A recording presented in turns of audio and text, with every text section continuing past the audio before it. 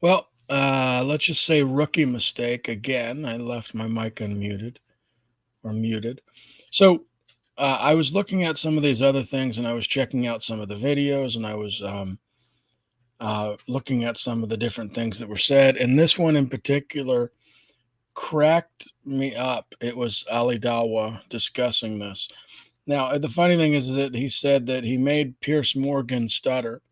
But when you actually watch the discussion, you see that Muhammad Hijab was the one who stuttered. I'm not going to necessarily highlight that or go find that one, but let me play for you, Mr. Ali Dawa. Stuttering. You don't have You're anything to say. contesting every single thing that I'm saying. Yeah, that's And I'm the saying point of to an you, argument. How is it possible? How is it possible that somebody can criticize Hamas but refuse to condemn the IDF in Israel? Just imagine the people back in the day when they would have to travel certain distances for months or even years. What is one thing that they would carry with them? The Quran. Why? Because they did not have it on their mobile devices or their gadgets. Brothers and sisters, imagine you have an app, the Qurani app, which not only shows you how much rewards you get, but reminds you to read the Quran, gives you reminders. Download the Qurani app now and let it testify for you on Yawm Qiyamah that you read it wherever you was. Assalamu alaikum, brothers and sisters.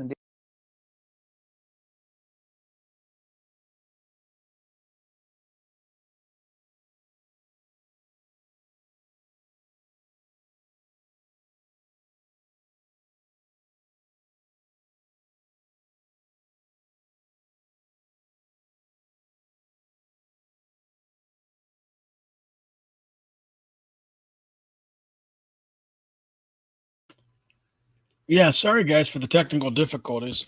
You would think like that with streaming live before that I would not make these mistakes, um, which I can always go out and cut out later, which is good, but also bad because the beginning of the video has all those hiccups. So anyway, if you just heard Ali Dawa was promoting an app, and in this particular app, it's the Quranic app, which for us Christians, we have like the Bible app, but the Bible app doesn't cost you any money. You can download different translations for free. You can get Bible reading plans. This one comes with like a 7-day free trial for the Qurani app, and then it'll tell them how many rewards they get, which is highlighting a distinction between the two faiths because in Christianity, it's not about the rewards we get. It's about God, and for them, it's about the rewards they get. And in this particular video, I wanted to highlight a few different things, maybe watch a few different videos, but Ali Dawa is about to go into some heavy speculation about Pierce Morgan and what they told Pierce Morgan before he had his conversation with Muhammad Hijab. Dear friends, all praises belong to Allah subhanahu wa ta'ala for how the Piers Morgan vs Muhammad Hijab debate went. And after praising Allah subhanahu wa ta'ala, we want to thank our brother Muhammad Hijab, and may Allah preserve him and bless him, inshallah. Me and my wife was watching that video, subhanAllah, and wallahi, we were so happy to see how it turned out. He even made him stutter. The question that I want to ask before I come to Piers Morgan as well, inshallah, is that what made somebody who's a human being like Piers Morgan refrain at any cost to condemn the IDF? Before we come to Piers Morgan and watch that clip, brothers and sisters, Muhammad Hijab puts endless hours, sleepless nights. We know. Muhammad Hijab, myself, Zishan, we know because we are with him. Believe me, wallahi, anything that pertains to the ummah, a Muslim being harmed or an innocent person, whoever is for that matter, being wronged, he is somebody that will lose sleep over something that pertaining to the deen, pertaining to somebody inside the Prophet ﷺ or Islam. This is the kind of person he is, brothers and sisters. Wallahi, he wallahi sleeps 4 to 5 hours a night. And wallahi, the books that he reads, the preparation that he does for the debate, I look in admiration, literally admiring. And he looks in admiration and he admires Muhammad Hijab. I've noticed that there's a lot of Muslims that are praising Hijab, especially recently, but I just don't get it. Like he got angry during the Pierce Morgan conversation. And while I put out a short that I agreed with a few things that he said, I definitely didn't agree with everything that Hijab said for sure, by any means. But this thing, like this narrative that he's like this great champion, is just mind blowing. But let's continue. Blessing him and making dua for him that Allah preserves him to perfect and to help his deen, which he has, which you see very clearly. Wallahi, he is a man. May Allah bless and preserve him and protect him from evil eye and envy and jealousy. Wallahi, may Allah bless him, inshallah. Zishan also, may Allah bless him, who edits a lot of Muhammad Hijab's videos. May Allah bless and preserve him as well. They work as a team. We all work as a team.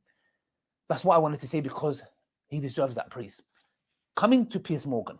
Look at this clip, guys. In this clip, you guys saw for yourself, but look at it again. Why are you stuttering? I'm not stuttering. You are stuttering. You don't have You're anything to say. contesting every single thing that I'm saying. Yeah, that's and I'm the saying point to of you, an argument. at the end, 1,300 people Yeah. were brutally 2,000 murdered, people have been killed on the other side. abused. 2,000 people have been killed on I the other said side. that to the ambassador. Okay, but do you condemn that? Yes or no? I don't think. So you refuse to condemn. No. You do refuse Why to are you condemn. putting words in my mouth? Because you're not condemning it, are you? What do you want me to condemn? Israel's Okay, right. excellent. What do I want you to condemn? Yes. I want you to condemn the fact that the IDF, knowing that it's more probable than not, pressing buttons from the sky, killing innocent civilians, 1,000 of them children, that is a war crime and that is not acceptable morally. Just like you condemn the other one. Is it condemnable? I believe. So I'm going to let you hear what Pierce says, then I'm going to respond. Given the scale of what Hamas did on October the 7th, Israel is entitled to kill defend. children. How is it possible? How is it possible? Wow. Mr. Ali Dawa didn't even let you hear Pierce's response. No one is promoting that it's okay to kill women and children. One thing that people might not know is that Israel, for example, has in the past actually like turned down and not done certain military operations because of high civilian casualties. It's unfortunate that there have been civilians that have died, and I don't think anyone is saying that that's okay. I know I'm not praising or happy that civilians have died on both sides, but I don't know any sane person who is like jumping up for joy. I don't think that normal everyday Israelis are excited that they're in this position where they have to defend themselves in this particular manner. Now let's continue this because Ali Dawa is just a hot mess. It's like there's so much you can continue to say. That somebody can criticize Hamas, but refuse to condemn the IDF in Israel. Brothers and sisters, it is impossible that someone like Piers Morgan, to make himself look humiliated, he got embarrassed, absolutely decimated, destroyed, intellectually buried. But he still did not condemn the IDF or Israel. Why? Because his bosses, I'm very, very sure, before he went on that show, he was told categorically clear by his bosses. Remember the freedom of speech of the media? The freedom of speech. Yep. You can insult Islam, but no one else for that matter. They told him very clearly, no matter what happens, Piers, no matter how much you get humiliated, embarrassed, slapped around intellectually, no matter how south the debate goes, you are not allowed to criticize or condemn Israel or the IDF. How could... So this guy has us convinced, or wants to convince us, or probably there's some people who believe him, that before Piers Morgan went live, that the powers to be held him back and said that no matter how much you get decimated intellectually and how much this guy owns you logically and rationally, you cannot condemn anything at all, period, that Israel has done is just ridiculous. The amount of like crap that this guy shovels out of his mouth is beyond me. And he's the most popular Muslim YouTuber that I think you can find online. Like it's just shocking that people are like this excited about him, especially given like some of this crazy stuff that he's saying, like he's saying now. somebody get humiliated to that level and refuse at the same breath condemning Hamas, and then same breath children being massacred. He refused, not only that, justified what Israel is doing to these Palestinians. Brothers and sisters, this shows you categorically clear. They don't give a damn about freedom of speech and democracy and no. They don't care. These people are hypocrites, munafiqs. These people are double standard hypocrites. And you saw that. The discomfort that he had, the stuttering that he was doing, which you saw on camera, when our brother Muhammad Hijab, like a lion, was eating him up intellectually. He couldn't say nothing. And he was if they said what. All right, I'm just going to say it. I would like somebody to highlight for me exactly when Piers Morgan was stuttering because Muhammad Hijab was handling him intellectually. I would like to see that because I've seen clips of Muhammad Hijab stuttering as Piers Morgan is addressing him, but I've never seen this fictional, clip of Piers Morgan stuttering. This is just one of the most infuriating things that I'm watching is just the rhetoric.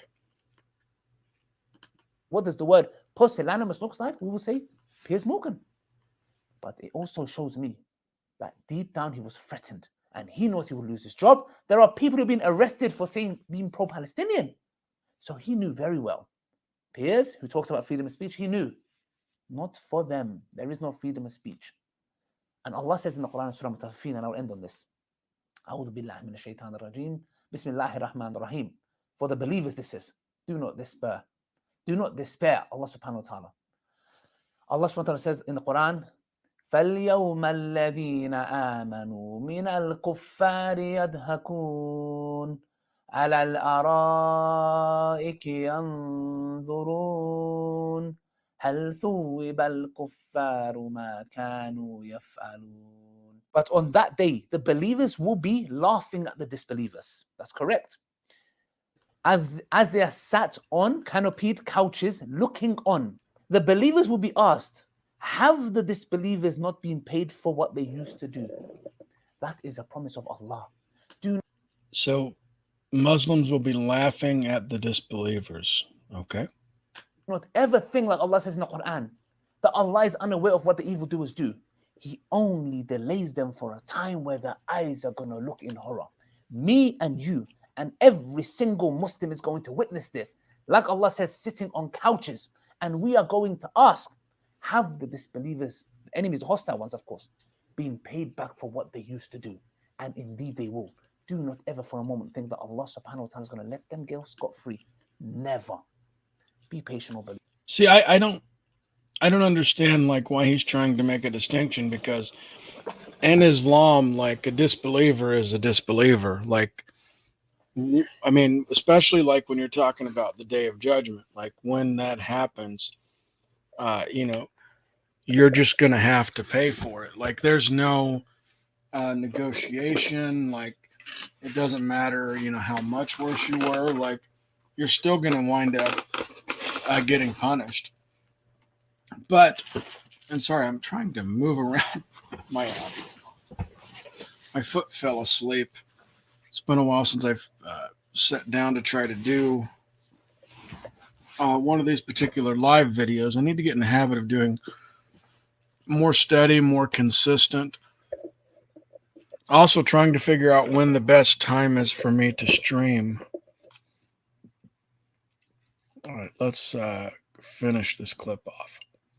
Believers, our Palestinian brothers and sisters, and those who are suffering, who have suffered all around the world, a day will come that you will look and say, oh Allah, you're the best of planners. And may this be a form that it expiates their sins and they enter Jannah without any recognition to all those people who have been oppressed and massacred at their hands.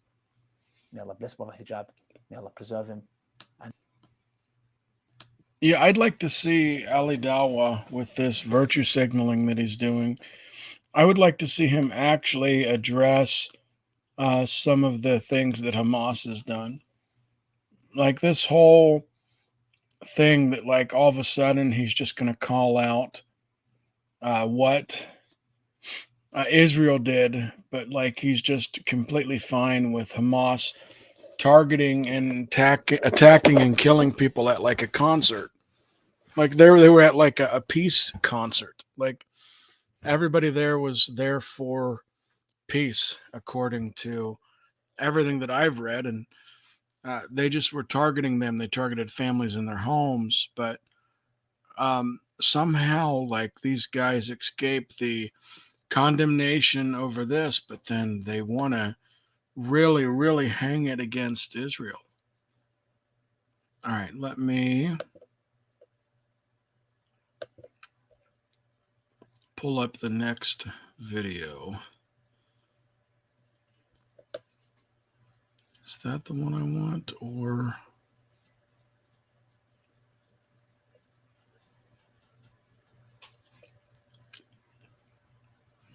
I thought that I had.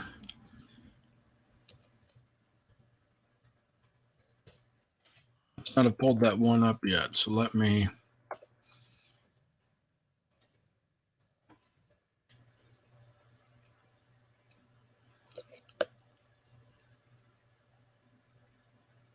I covered this, but I want to highlight some other stuff again with that. So, Daniel Hikachu, the Muslim skeptic, which name does not seem to fit what he's doing. I want to highlight a couple shorts in particular where I think that he's just misleading people. All right, let's play this one and I'll show you. They say that I want America to fight wars for Israel. Nope. First of all, Israel can take care of herself. If Israel is forced to the wall, the possibility of nuclear exchange is extremely high. That is why it is very important that the United States provide the material aid to Israel. So I hope you guys caught that. He said it is very important that Israel provide military aid. But that's not fighting for Israel. That's not troops on the ground. He's not said anything like that. Material aid would be things like, for example, they have this Iron Dome defense, which there's people just launching rockets over from Gaza into Israel. And what this does is this doesn't target, back to where the rockets are, but this actually will hit the projectile out of the air and will blow it up there, which will save lives. Also, hello, Kevin, Biblical Discussions. Good to see you again this evening. But if you notice that Daniel Hikachu will often misrepresent things. So let's go see his next video. Let's see if we can catch him in another blatant misrepresentation. And there's a person called Mohammed Hijab in a video called in responding to Ben Shapiro on Israel. He says this. First and foremost, I'll say, yes, we condemn any woman, child that's being killed who's Jewish and who's not a non-combatant. But why is it the case, Ben, none of your colleagues or you have been able to offer one single condolence, one single condemnation, one single word of sympathy for any of the Gazans that have been killed? Don't try and smear us. Don't try and slander us. Don't try and attack. Don't try and produce red herrings. And I think you're an ass, a jackass. And we're not talking about Hamas. We're talking about children here. You make me sick. You make me sick. What do you feel about that? Yeah, as you heard Mohammed Hijab doing right there, I don't hear them talking about.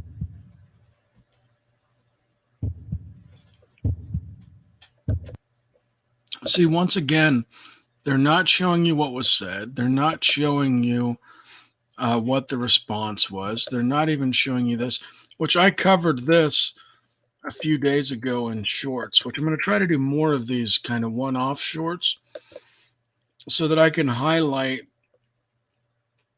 some of these things in particular.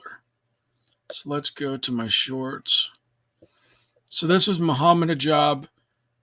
First, I'm actually going to show you he actually does condemn certain things, meaning Ben Shapiro. And then I'm going to show you Hijab lying, and then we're going to go from there again. All right, guys, in this very short clip, you're going to see what Ben Shapiro said, and then you're going to see what Mohammed Hijab said, which was a lie about what Ben Shapiro had said.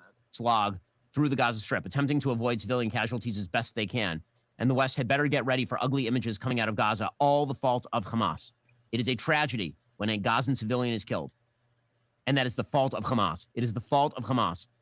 But why is it the case, Ben? Huh? Why is it the case that none of your colleagues or you have been able to offer one single condolence, one single condemnation, one single word of sympathy for any of the Gazans that have been killed? It is a tragedy when a Gazan civilian is killed. And that is the fault of Hamas. It is the fault of Hamas. It is a tragedy when a Gazan civilian is killed.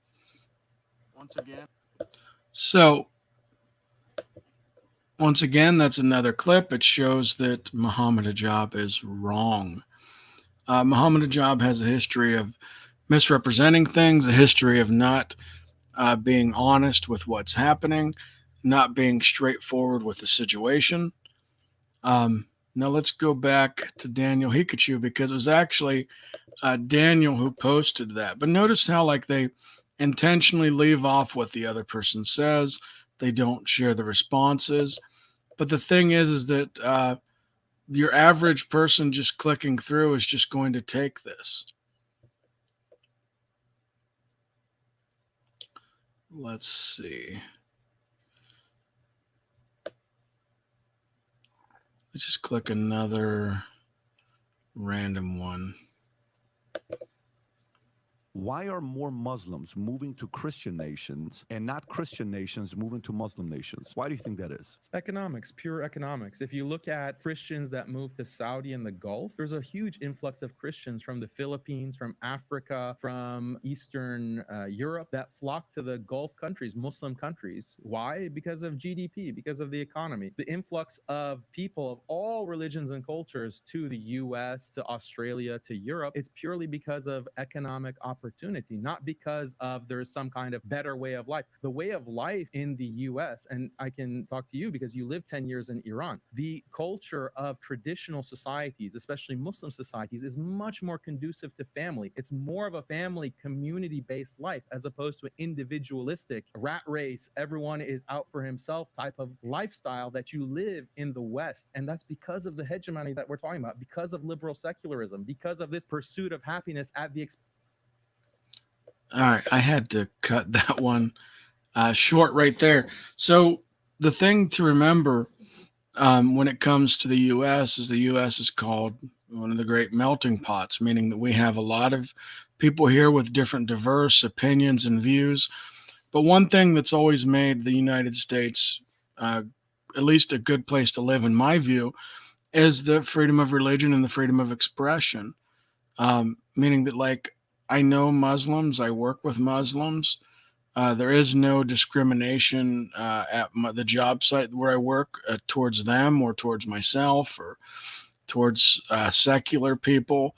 It's more of let's work together, let's live together. And when you look at all these stories, typically people do talk about economic opportunities. I'll give Daniel that. But they also talk about freedom from persecution. They talk about freedom from being mistreated. They talk about from being abused. And I don't have to remind anybody who watches this right now that if you are a Christian in a Muslim country, in this proper Islamic state, you can, several cases, you're paying the jizya. You're not allowed to speak out saying that you believe Christianity is the better religion or the way, the truth, and the life. Sharing the gospel with a Muslim can lead you to death. And if you're an atheist and you're in this country, the death penalty is something that gets caught onto you way faster than it does anyone else. Or leaving that particular religion of Islam for Christianity, for atheism, is an automatic death sentence. So I just don't know where and how they're getting away with some of the things that they say, other than people are staying uninformed and they're not fact checking things, and they're not digging in, and they're not actively saying what is true, what is false. Alrighty, let's click this one. Guess what? In Morocco, when I became a Christian, we met as Christians in closed doors. We couldn't sing. We couldn't baptize people. We couldn't name our kids Christian names. You cannot name him Luke or Mark or anything. You have to name him Muhammad and Omar and Abu Bakr. You can't name them Christian names. This is not true. It's true. I lived it. Okay, do you know Ahkam Ahlul Dhimma? Do you know the I'm not principle Ahlul of- Dhimma. I'm an apostate. Yeah, you don't talk about other Christians. Emotional damage. Christians can name their children. You lived in a Muslim country. Okay, Could let me you be finish. named Patrick, Let or me- was that against the law? So for us, I was born in a Muslim country. My name is Patrick. My sister's name is Paulette. Emotional damage. Guess what? In Morocco, when I became Yeah, once again, just completely misrepresenting what the guest said, completely not giving you the factual information for what's happening. You will be persecuted. And he's just stating simple facts. It's uncommon. It's the majority. The majority doesn't understand why you're not following suit within them.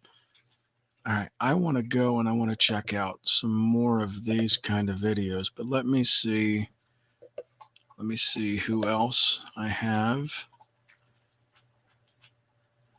Let's check out some of Hijab's videos directly. All right, let's go. Shorts.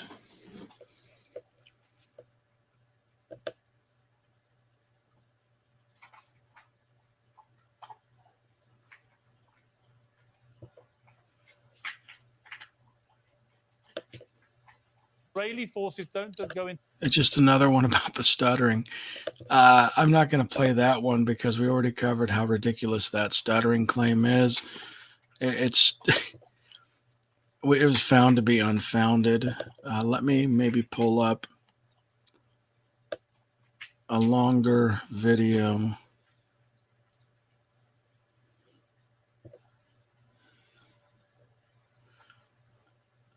So this one, he kind of went nuts. I've watched a couple of these because I think that it's good to, understand what kind of content they're producing. So you understand who and what like we're dealing with when we engage in apologetics. Also check out like some of these views, 215K for that one, 918K, 814. That's a lot of people getting this misinformation. So it should be the job of Christians to be active online with sharing the gospel and active online with refuting some of these misconceptions and some of the mistakes that are being made.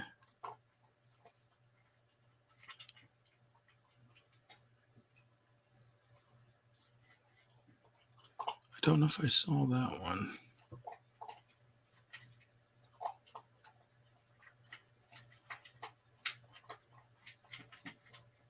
Let's just play this one, see where it goes.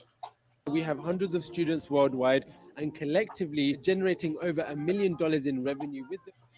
Yep, ads.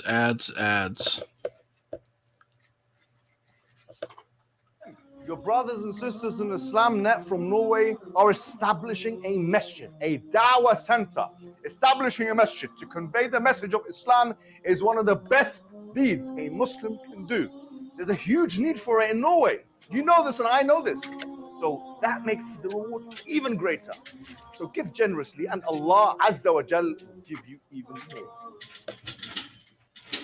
Yeah, he does a lot of these donation things, and I don't on the face have issue with like people building buildings for their particular group, but like us in Christianity have this thing where we talk about like prosperity gospel and the issue with that. And so when I see these kind of things, I see that like a lot of people are appealing to this, that if you give us all this money, look at all this reward you're going to get.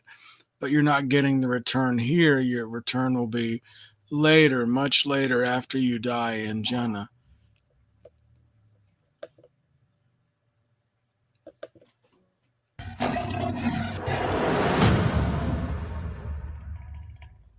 Assalamu alaikum wa rahmatullahi wa barakatuh. How are you guys doing?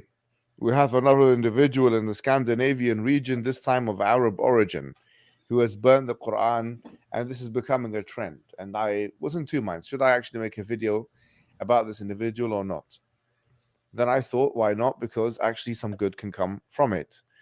This individual to me is as insubstantive as a ghost. In fact, his existence to me is as good as his non-existence. I mean, whether he's over the ground or under the ground, to me, is the same. But this individual has come out and tried to burn the Quran and insert bacon into it and try and antagonize the Muslim community, probably to expedite his immigration case that he's got in Sweden.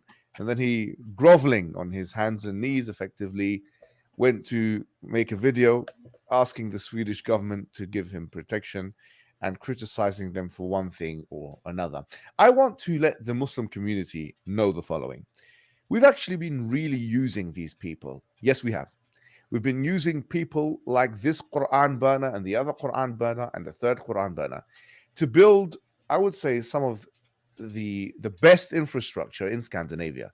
And in that, for example, as you guys will know from the advertisements on this channel, we've actually been able to build.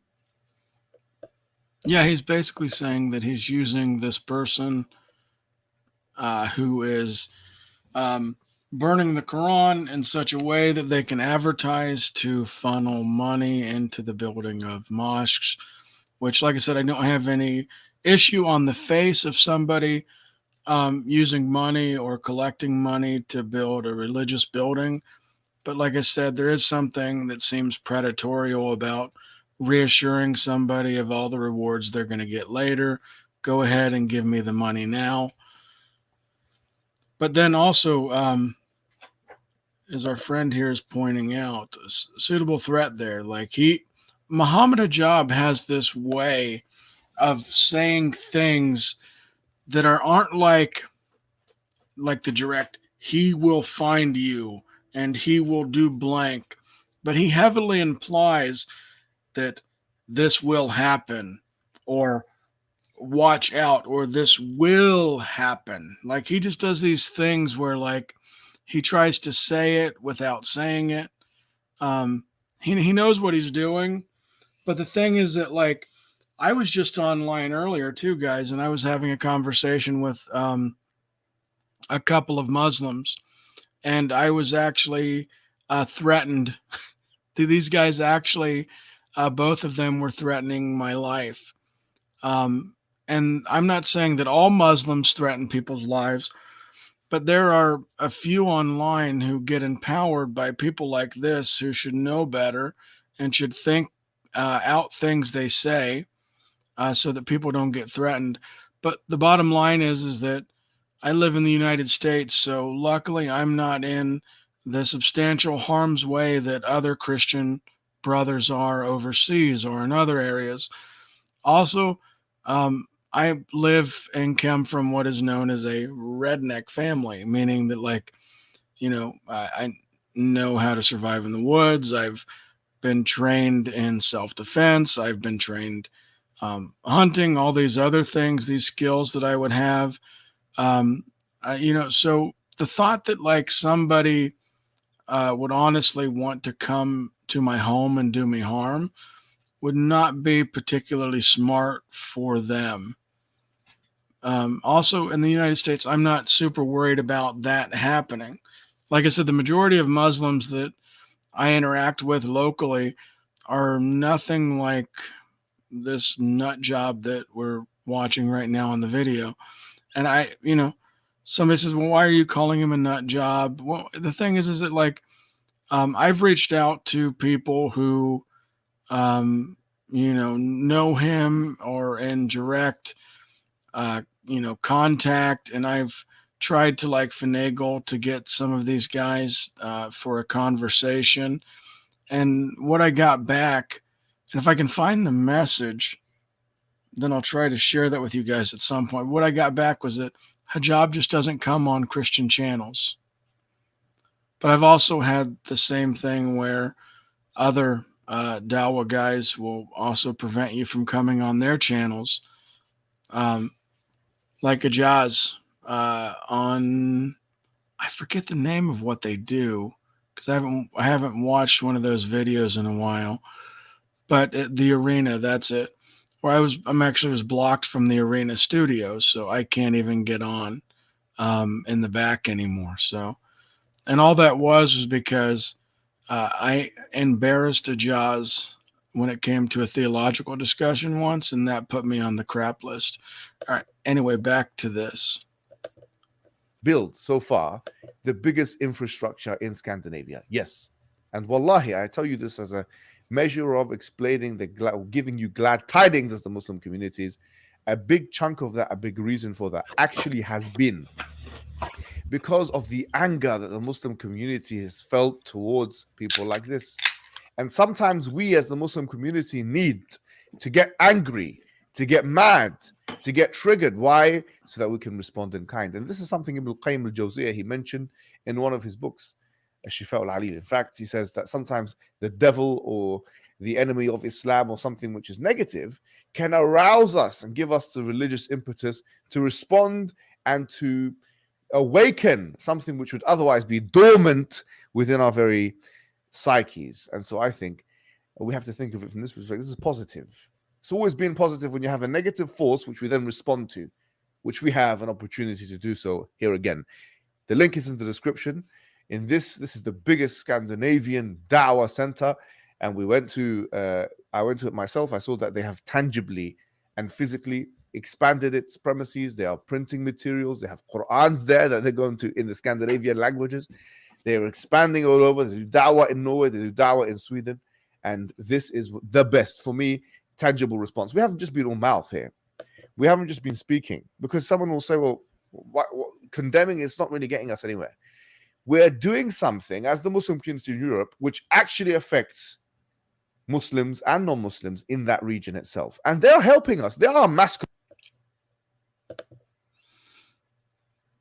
Yep, I went ahead and paused that. I also put the StreamYard link in the chat should any Muslim guest be watching or want to join or come on.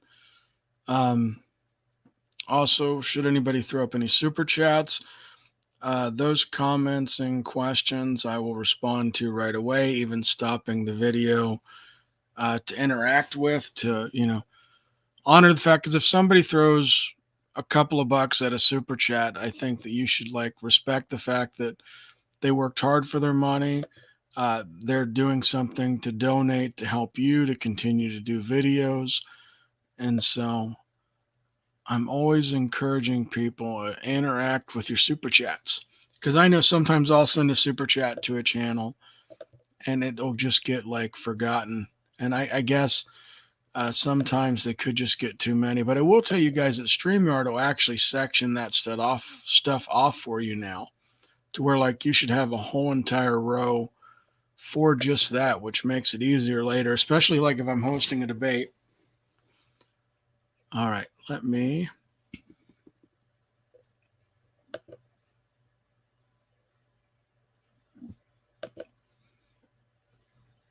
Yes, this is the Apostate Prophet.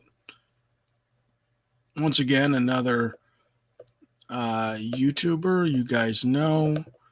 He's done a lot to help the channel, meaning he came on very early on when I started the channel. He helped me get some subscribers. Some of my highest viewed videos early on were because of Apostate Prophet coming on. Generally friendly guy. So let's see. Muslims are attacking Christian homes in Pakistan. I remember that. Sad, it also didn't get much news coverage either.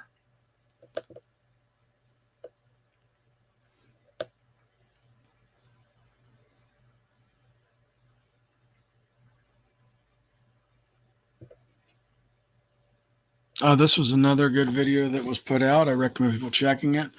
It's talking about, did Israel bomb the Gaza hospital? And the answer was no, although it was asserted that they did early on. It was said this is what happens. And actually, I know I said I would stay here, but there is another channel that uploads content, Seeking Truth. And Seeking Truth, I actually will clip video content and I'll send it to them along with other Christian brothers who will send different clips to different people. And he actually has helped me put captions on my YouTube shorts. And so, yes, I am a contributor of this particular channel. Let's pull up.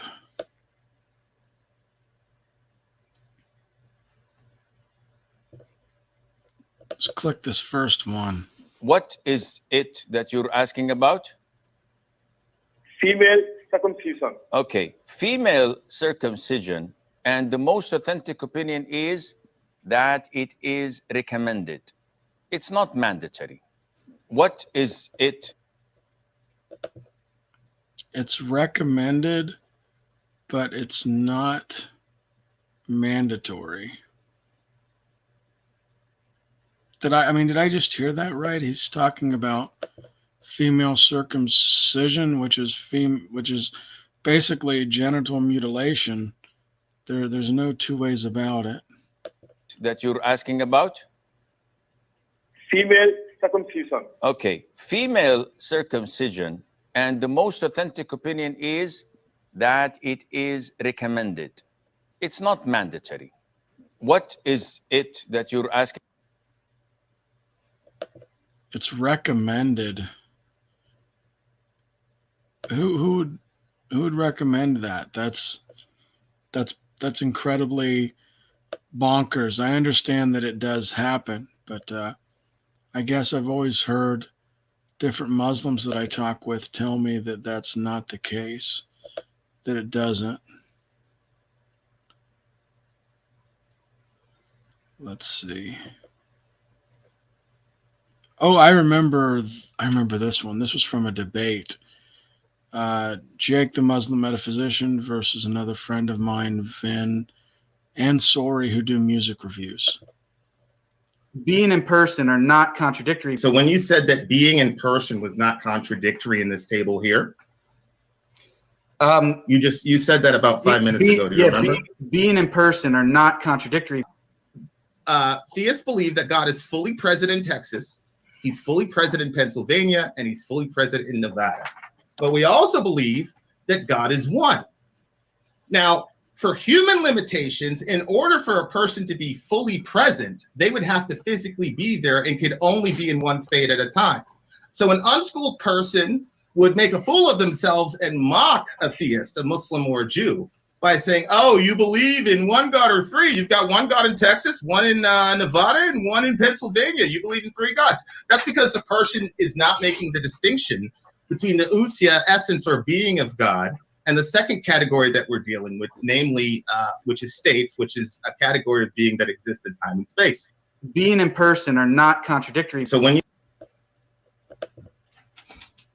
So yeah, I've known that from talking with Jake, that being in person are not contradictory. Let me mute for a second because my kid's coming in and I will be back in a quick sec. I was also worried that the dogs might bark, but they did not bark. So yeah, Jake believes that there's a logical contradiction somewhere after that, depending on certain models of the Trinity, but being in person are not a contradiction. Let's go back and see what else they have.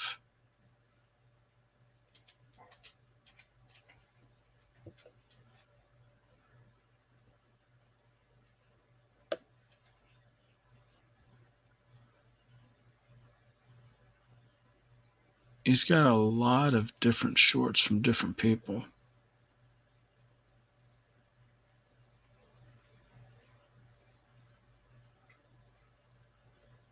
Let's see this one. Yes, taking sex slaves was not only morally justified, it was morally necessary. In Islam, things are crystal clear. A soldier would then have access to her sexually. Yes, taking sex slaves was not only morally justified, it was morally necessary. In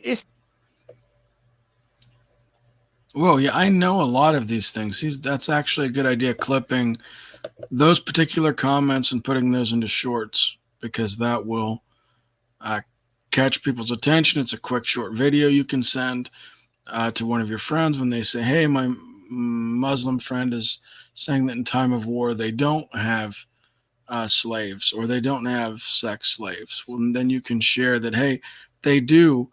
Now, part of the Islamic law on this, from my understanding, is that in the time of war, that the way they get away with like having sex with what would have been somebody's wife is that by the fact that they are prisoners is somehow annulled their marriage. It's no longer valid. All right, let's see if he's got some bigger videos that might be interesting. Oh, Hamza. Let's see this. Trust me, my sister, it wouldn't matter what you know. Your name will get marked, and that will be that. And this is not from me. I know what Muslims are like. They're so judgmental. So just an advice, my sister, if you don't agree with somebody, don't go to the enemy. And they are the enemy, Apostate Prophet and David Wood. Yeah, that's not good when you are looking at somebody who disagrees with you as being the enemy.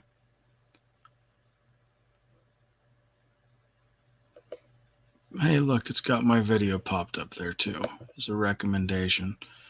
All right, let's go back, check another couple on this. And then I actually want to go to Apologetics Roadshow in a minute, because they've got some interesting. Oh, right here's the debate that one short was from. So that is uploaded here. So it looks like in its entirety. So go and check that out. This is all on that Seeking Truth channel I pulled up too.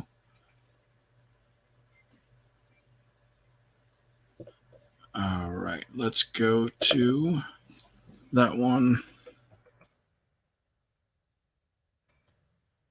Apologetics Roadshow, which for those who don't know is David Wood's channel. He has a couple, but this one in particular.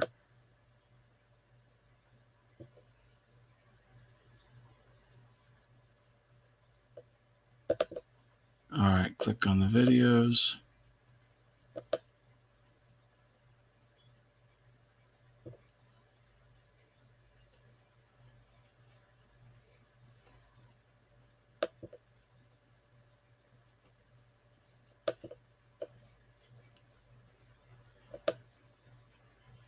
I remember the Islamic Dilemma one. I'm glad to see that one is back up. All right, let's play this one.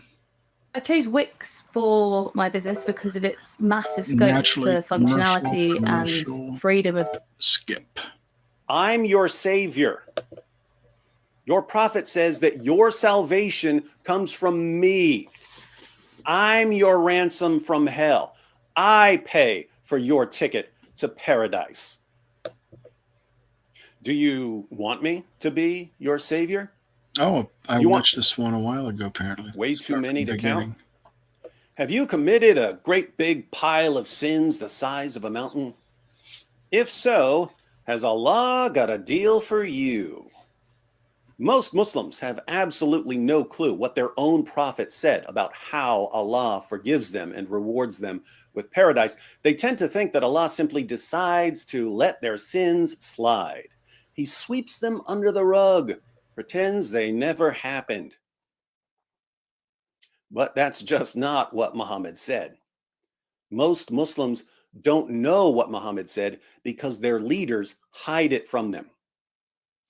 Why would sheikhs and imams hide what Muhammad said? Let's find out. Sahih Muslim 7011. This is the Darus Salam edition. It uses a different numbering system than the online edition at sunnah.com, but there are links to the sunnah.com edition in the description box in case you want to look these up.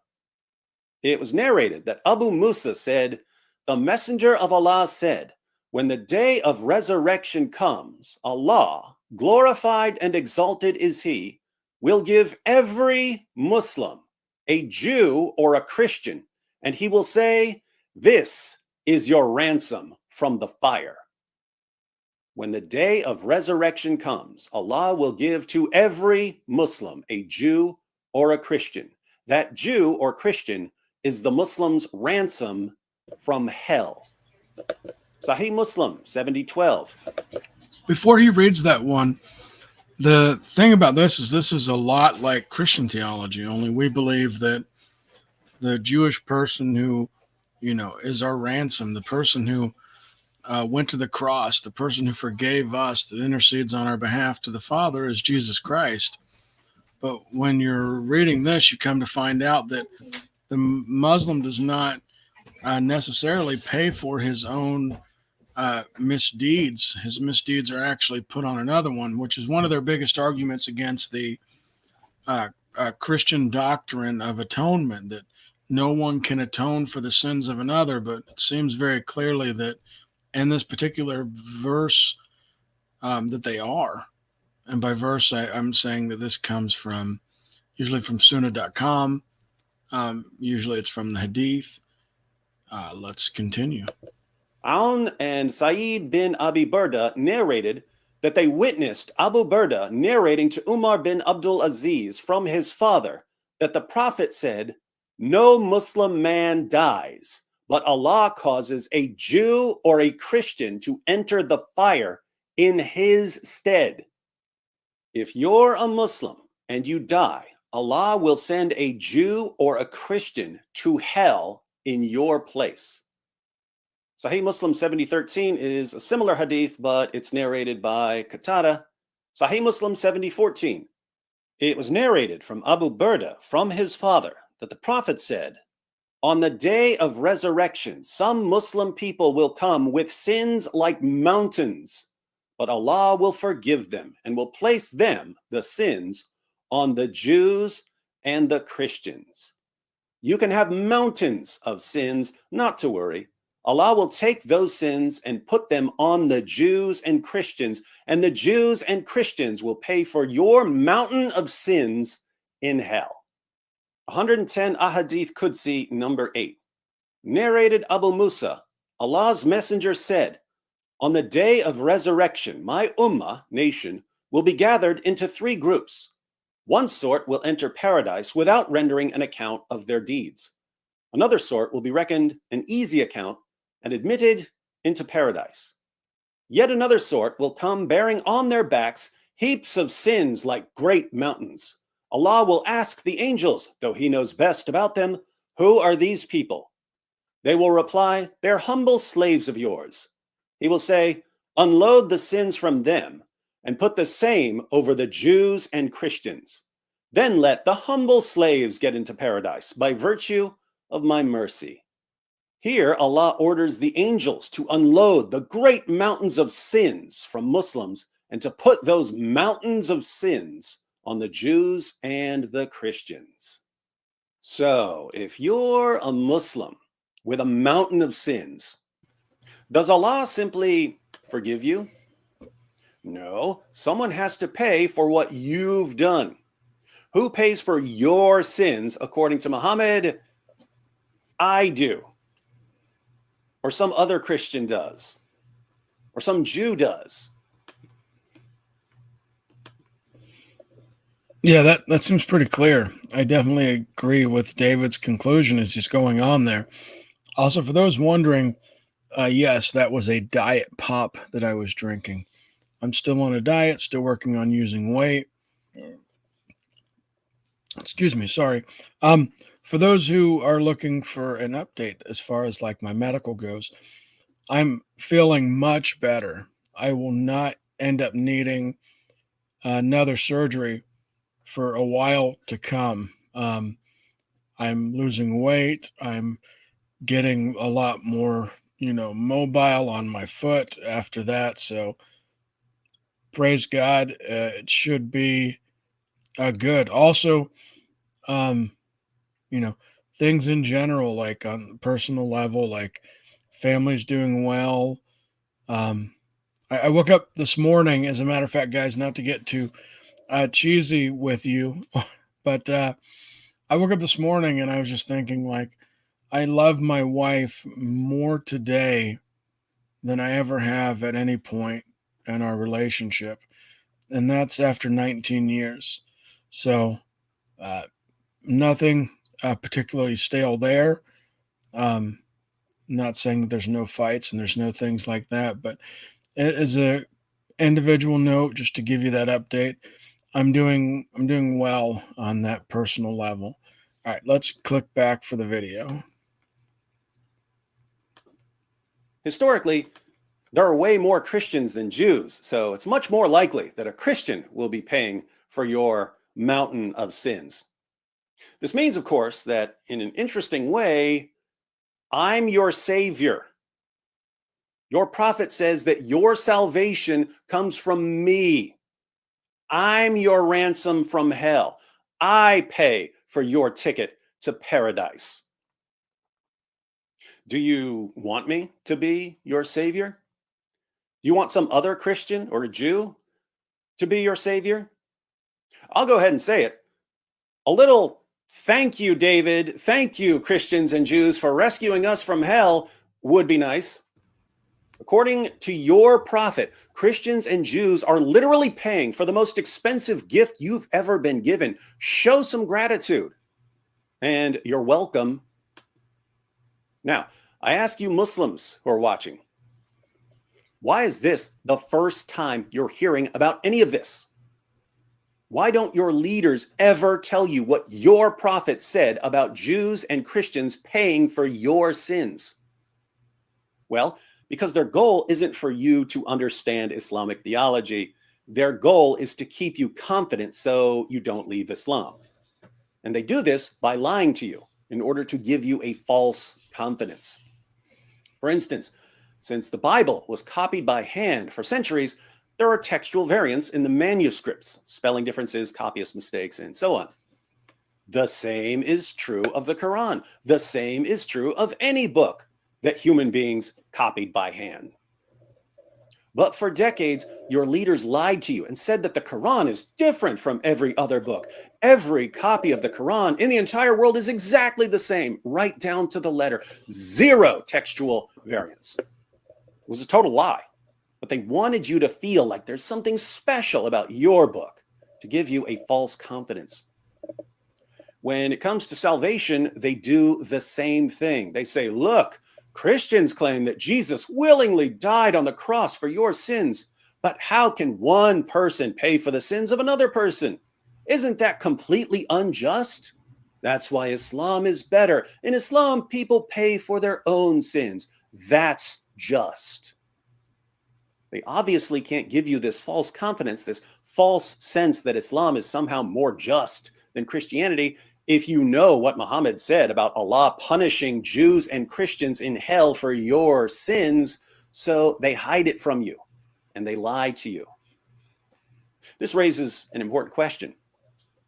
If your scholars are lying to you about matters as important as salvation and the history of your book, what else are they lying about?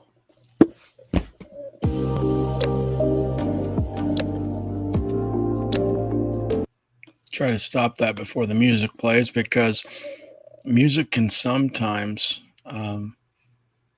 cause your video to be taken down or demonetized, which I don't have this one currently monetized because I didn't know if I would actually have Muslim guests join me or come on to have the conversation. Which clearly the StreamYard link's been in there for over a half an hour. I sent each one of them a personal invite. as best I could to try to get directly towards them. I tagged several of them on Twitter. I did a post on my community tab, and I tagged them there with this video. I did that 9 hours ago, hoping that, I would be able to drum up, some of them coming, which, let me see if I can get someone else to share this on his channel, because if they can, might maybe fetch 1 or 2 Muslims, who knows. But I can tell you this much, any of the people in the photo of the thumbnail will not be coming on. They do not do that. It's something that's not going to happen. But I would even be willing to talk in the back channel about potentially even going on one of their channels as well. I'm not against that on the face.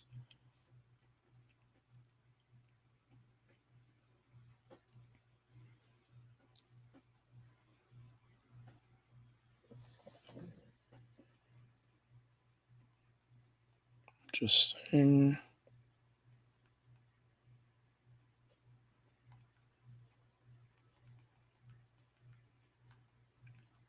Also, try to remember to keep on talking and keep on playing clips. That way you guys don't have dead air. Because I don't know if you're like me. I use this for informational. I use it for entertainment. I try to, utilize this stuff at work.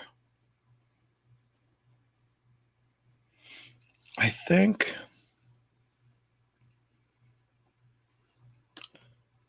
there was another video that we could probably pull up, go through some of it. Like I said, this is very informal, very open. If you guys have questions, throw out your questions. I'm happy to interact with questions.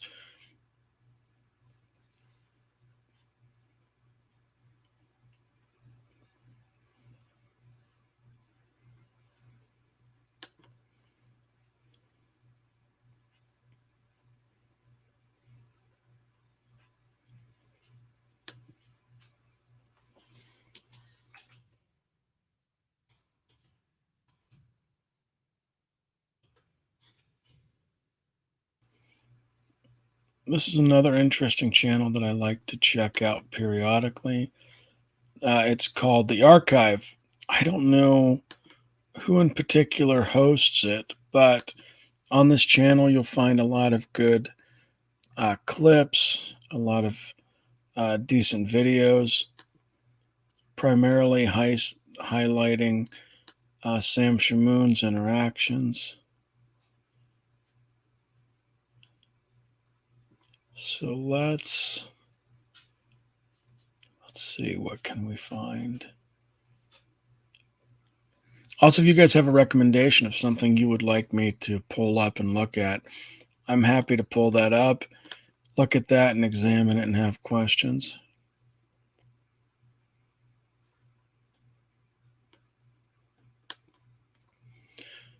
Got a super chat from NKS 432. Thank you for the super chat to get started. For you, James, also, what exactly do you want to talk to Muslims about? That's a great question. So I have some basic objections to Islam.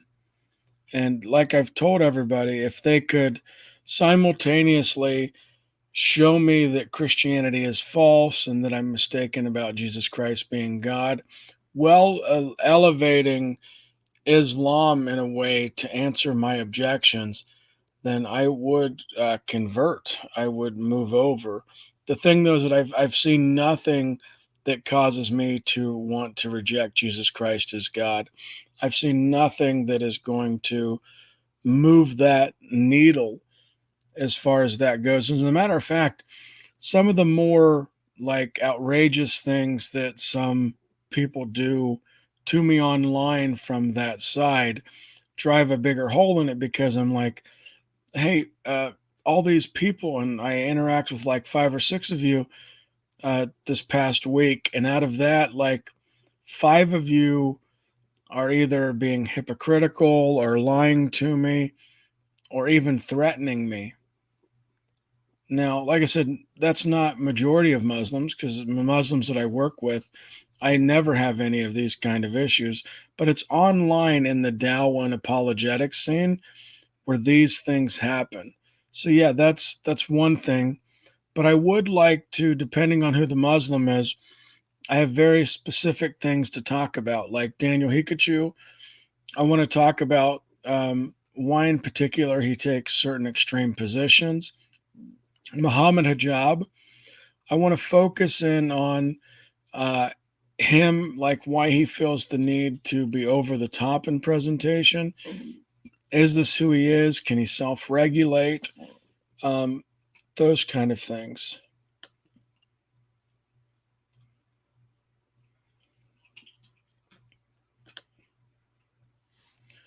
There was Jake and his laws of logic, Trinity BS.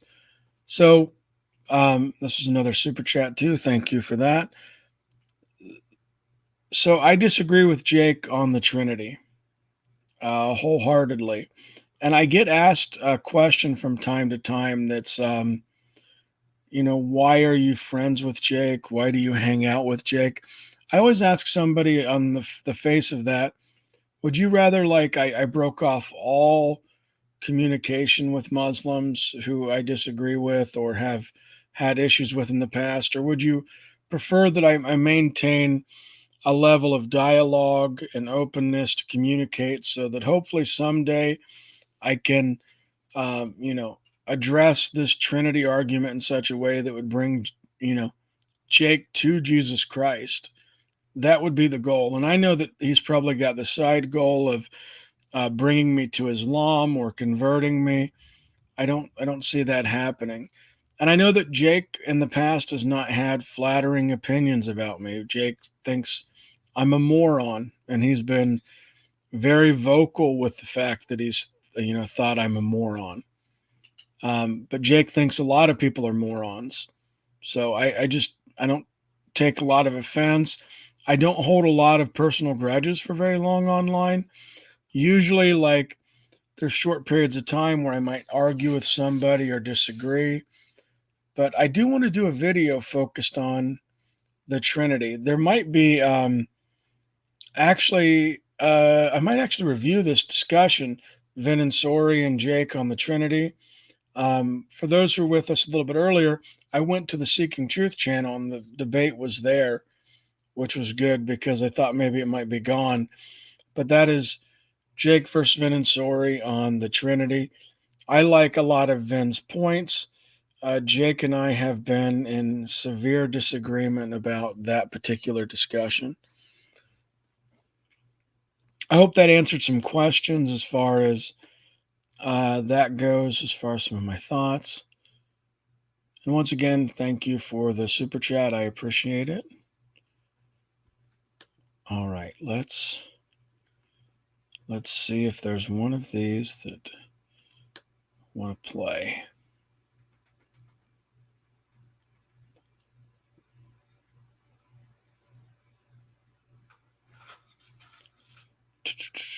Muhammad in the Bible. We know that's not the case. Muslims shocked after learning Muhammad is a pagan. Heated Muslim runs and panics over Muhammad's beliefs. There's actually like a lot of good ones here that we could go through. I think what I want to do, though, is I want to save those and try to highlight them for a particular moment. But this one might be good. Let's do this one. It is Muslim learns Muhammad did not split the moon. So let's play that now. Might be a short advertisement first. I just lost thousands of dollars as a business until I started running my creatives on Snapchat ads. Right now, if you set up an ad account... What's the oldest source you have telling you the moon split? The written source. I have no, I just saw some... I will tell you where you get it from. The first person that we have whose writing survives. If there were others, we don't have their writings. Ibn Ishaq would mention the moon split, but there's a problem. The Sirah of Ibn Ishaq, Sirat Rasulullah, we don't have any copies of it. What we have is Ibn Hisham. Ibn Hisham, now, Ibn Ishaq wrote around 750 AD, if that dating is right.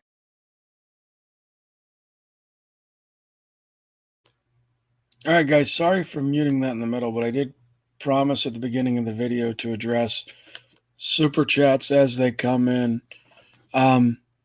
Jake thinking of others are morons is the pot calling the kettle black. The satanic verses controversy might mean that Muslims worship an evil spirit. I am so glad you mentioned the satanic verses. Vin and Sori, who I mentioned earlier, is supposed to come on my channel, and we're supposed to do a video highlighting that. So let me, while I'm thinking about it, text him.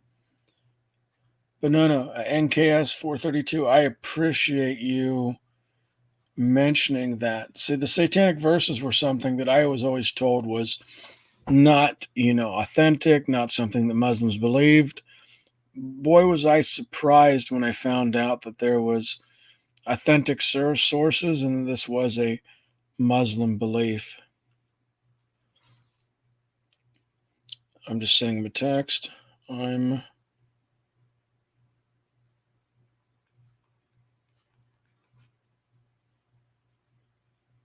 I got him to keep the phone away from the mic. I just put I'm available this weekend. Hopefully he responds back. Thankfully, I didn't, pop the mic. But yeah, thank you very much for reminding me of that because I want to have that video up at some point. All right, now back to this, guys. Right. See, this is all assuming the later Muslim sources, your sources that were written 200 years after when Muhammad supposedly died, they're accurate. So let's assume they're accurate. Supposedly, Ibn Ishaq wrote his Sirah, his biography of Muhammad, around 750 AD. But then, in the 9th century, around 830 AD, notice this is supposedly 200 years after your prophet died, Ibn Hisham took Ibn Ishaq's Sirah and he edited it. He removed stuff he didn't like. He removed stuff that made Muhammad look bad, and he removed what he thought was weak stuff. So the oldest source we have is nearly 200 years after your prophet died, that the moon was split during the time of your prophet in Mecca. So now, what source do you have? Because supposedly Muhammad claimed to be a prophet around the year 610 AD, and he remained in Mecca for 13 years. So we go 610, 623. What written source do you have from around that time, okay, that says the moon was split? I thought that there was one Muslims who have been showing it left, right, and center. Yeah, you got it. So you're basing your entire life, your life and afterlife, akhirah, on sources that are so unreliable, full of contradictions, and written hundreds of years after your prophet supposedly lived. And you're willing to gamble your life? If you die today, my friend, right now, you die today. You're basing your akhirah, the afterlife, on these sources that are so embarrassing. You're embarrassed. You even said you read stuff you wish it wasn't there. And you don't know. You may die today. I may die today. It's not a joke. Then how do Muslims explain the moon verse? What moon verse? That moon verse is a sign. What sign? Is it the sign of what Muhammad did or a sign of the end? Finish the entire chapter, man. Oh, so it's a sign of the end? That's what many Muslim scholars say. I don't believe anything in the Quran, so it doesn't matter to me. But how do you know chapter 54:1 is not about the splitting of the moon? How do you know that some Muslims saw that ayah and created a miracle to go with that ayah? Yeah, because there are hadiths. That's why I think people say... I know. The hadiths were written when? In the time of Muhammad? So let me ask you the question again. The hadith that says that he split the moon with his finger, like a sword. He did his finger. Shit, man, that's one powerful finger. Same finger where water came out of from his fingers. Okay, let's go to that hadith. How do you know those hadiths that were written to say Muhammad split the moon were not made up to explain chapter 54 verse 1? In other words, they saw in 54 verse 1 it says the moon was split, so they made up a story to make it like Muhammad split it. How do you know? What proof do you have that's not a made-up story? Yeah, if I had any historical proof, then it would have been much stronger. That's what I'm trying to say. How come the world at that time, we don't have any catalog of the moon splitting at that time? Well, according to Farida, because a lot of people were sleeping. That's what he said? Yeah. And one of the video responses to Apostate Prophet, when Apostate Prophet was making fun of the moon split, his response is, well, come on. At that time was night. How many people you think would still be awake?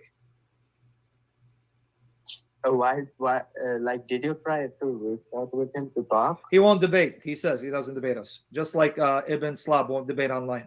But forget him now. Can you? That is true. The particular person that he's referring to. I've had conversations with him. I tried to get him on for just a discussion where we would talk about his book. Nothing.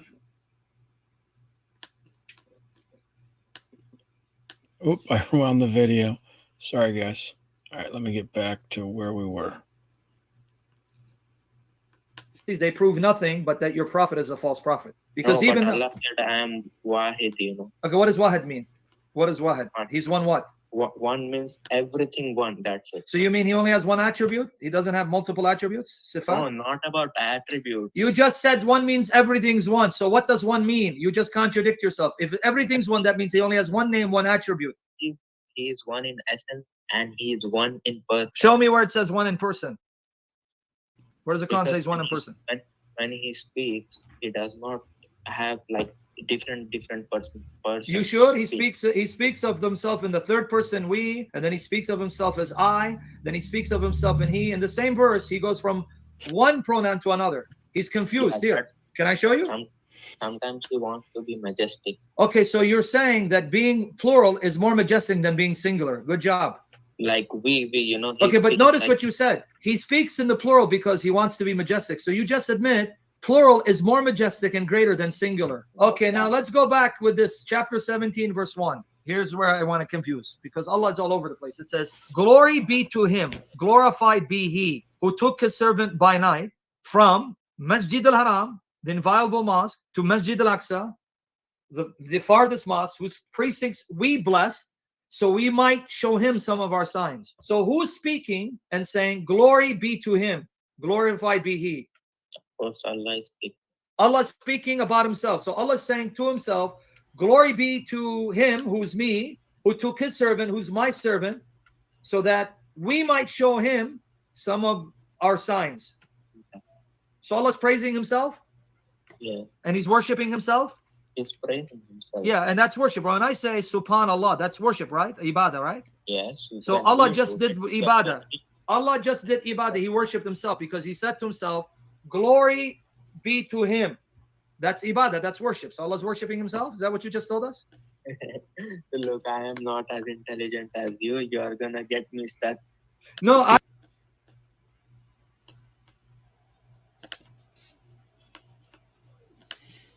All right, let's address the Muslim in the chat, which Aladdin, there's a StreamYard link. If you are feeling froggy, you can jump and come on in. But let's see the trash talking that Aladdin is presenting me tonight. James is tired. After all these years of you debating with Muslims, it's so stupid and hypocritical of you to challenge Muslims and use the stupid, silly arguments of Sam. Well, Aladdin, I don't see you going on Sam's channel, refuting him. I don't see you challenging him to a formalized debate over there. I don't see you doing anything to address any of these arguments other than calling them silly, other than them, mocking. All right, but let's see. Aladdin also sent another comment. Let's read this one. You showed your other face. You are not here to learn, but to attack and out to hate and anger and learn how to be honest, deceptive, and show your real face. Aladdin, I don't hate Muslims. Now, there are people in particular who happen to be Muslims who I don't like. I don't like the Muslim who threatened my life earlier today. I think he's quite a joke for doing so. I don't like a few Muslims who have lied because, they've said things that, I've found out later on are completely false. All right, we got one person. It says Evil Papa Bliss. So let's add you to the stage. How's it going? It is going good. How are you? I'm doing well. Right. So, I recognize the voice now. It took me for a moment. it did, didn't it? It's been a while. Yes, Right. yes, it's been a while. How are you? I am good. So here's what I'm gonna say to you: the satanic versus controversy. For those people who are unaware, what I'm saying is that the Prophet, peace be upon his name, received versions of verses that were meant to deceive him, right? And then he was corrected, essentially, by Allah the Almighty, right? That's essentially the whole controversy. The issue is, right, at a bare minimum, there are two entities talking to you at that point in time, right? If you receive okay, let's look at it this way. There's Allah Almighty, who is Allah, yes, the all-powerful, right?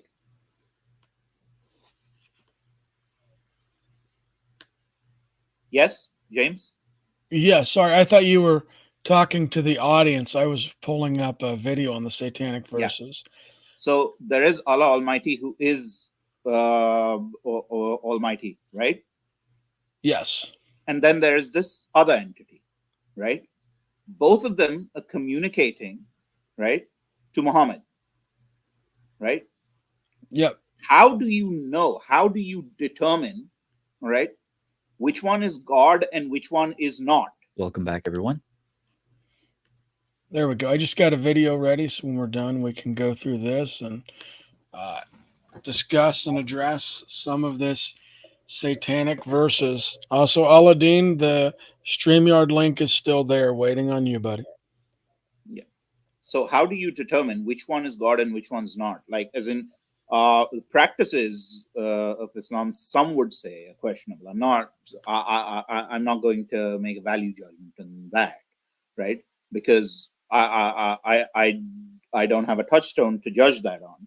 But some would say that those practices are questionable. So it can't be on the basis of, superior practice, right? Superior practice of faith, right? The rituals, etc., right? How do you determine, if there are two sets of entities speaking to you, which entity is God? How do you determine if either is God? Because at a bare minimum, there are two entities speaking to you. There could be more. Both of them have the power to communicate to you. Yep. You and I are on the same page. Let's go through this video too. I can kind of get your thoughts as we're going. It's Salman Rushdie and the Satanic Verses by this particular YouTuber, which I think it's Islam Criticized, but let's click play. As you all know by now, Salman Rushdie was recently stabbed in a brutal attack that all civilized human beings would regard as barbaric. He was, of course, the author of the Satanic Verses novel in 1988, which has been bringing out the best of people from a certain religion ever since. At the time of recording this video, his exact medical condition is unknown, but it looks like the attack will have some long-term effects. Of course, we hope for a full recovery. In case any viewers are not aware, the so-called Satanic Verses incident was when the Prophet of Islam, ostensibly known for reciting verses given to him from Allah, was tricked into reciting verses by Satan. Oops. It's similar to when Muhammad was bewitched by a Jew and a hairbrush. Remember, he thought he was doing something that he wasn't? Well, in the Satanic Verses incident, Muhammad thought he was reciting verses from God, but then he found out later he wasn't doing what he thought he was at all. So how did the early Muslims regard the Satanic Verses story? That's a good place to start. Shahab Ahmed's study concluded that the Satanic Verses incident constituted a standard element in the historical memory of the Muslim community in the first 150 years of Islam, and was recorded by almost all prominent scholars working in the fields of tafsir and Sirah Maghazi. Additionally, the universal rejection of the Satanic Verses incident by Islamic Orthodoxy today represents the rejection of something that was held to be true by early Muslims. This brings us to our first of 5 observations about the Satanic Verses. Number 1 is the paradox of Muslim apologetics. Unfortunately, the easiest way to make Muslims angry is by reading their own sources to them. This never ceases to amaze me. You can't get better criticism of Muhammad than in what Muslim sources explicitly say. But reading these things out loud frequently results in outrage about criticizing or blaspheming Muhammad. And when it comes to the Satanic Verses, no critic of Islam made them up. The accounts that pass this story on, and there are dozens of them, are in Muslim sources. We just read them. Do you understand that, Muslim? That sounds like that's a good place to pause. Yeah, I mean, I've always heard that too, because when they say that they're not authentic, the only place that I find them is in the authentic sources. So I don't know what they mean by not authentic if I got them from what they tell me are the authentic sources.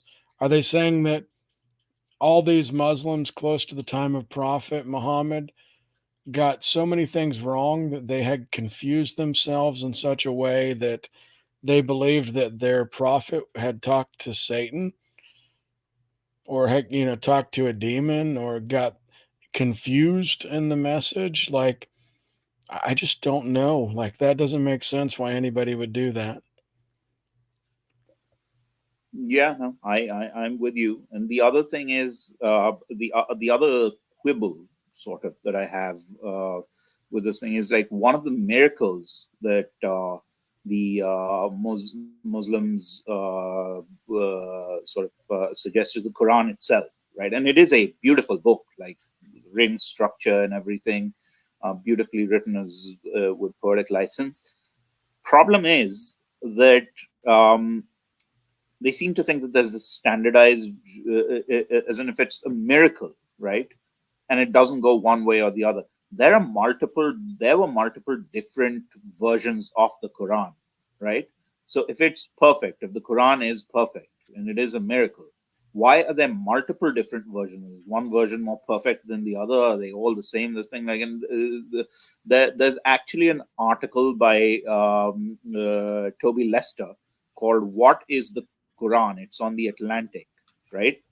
And it'll tell you that the document was essentially the standardization is not so much theological as it is political.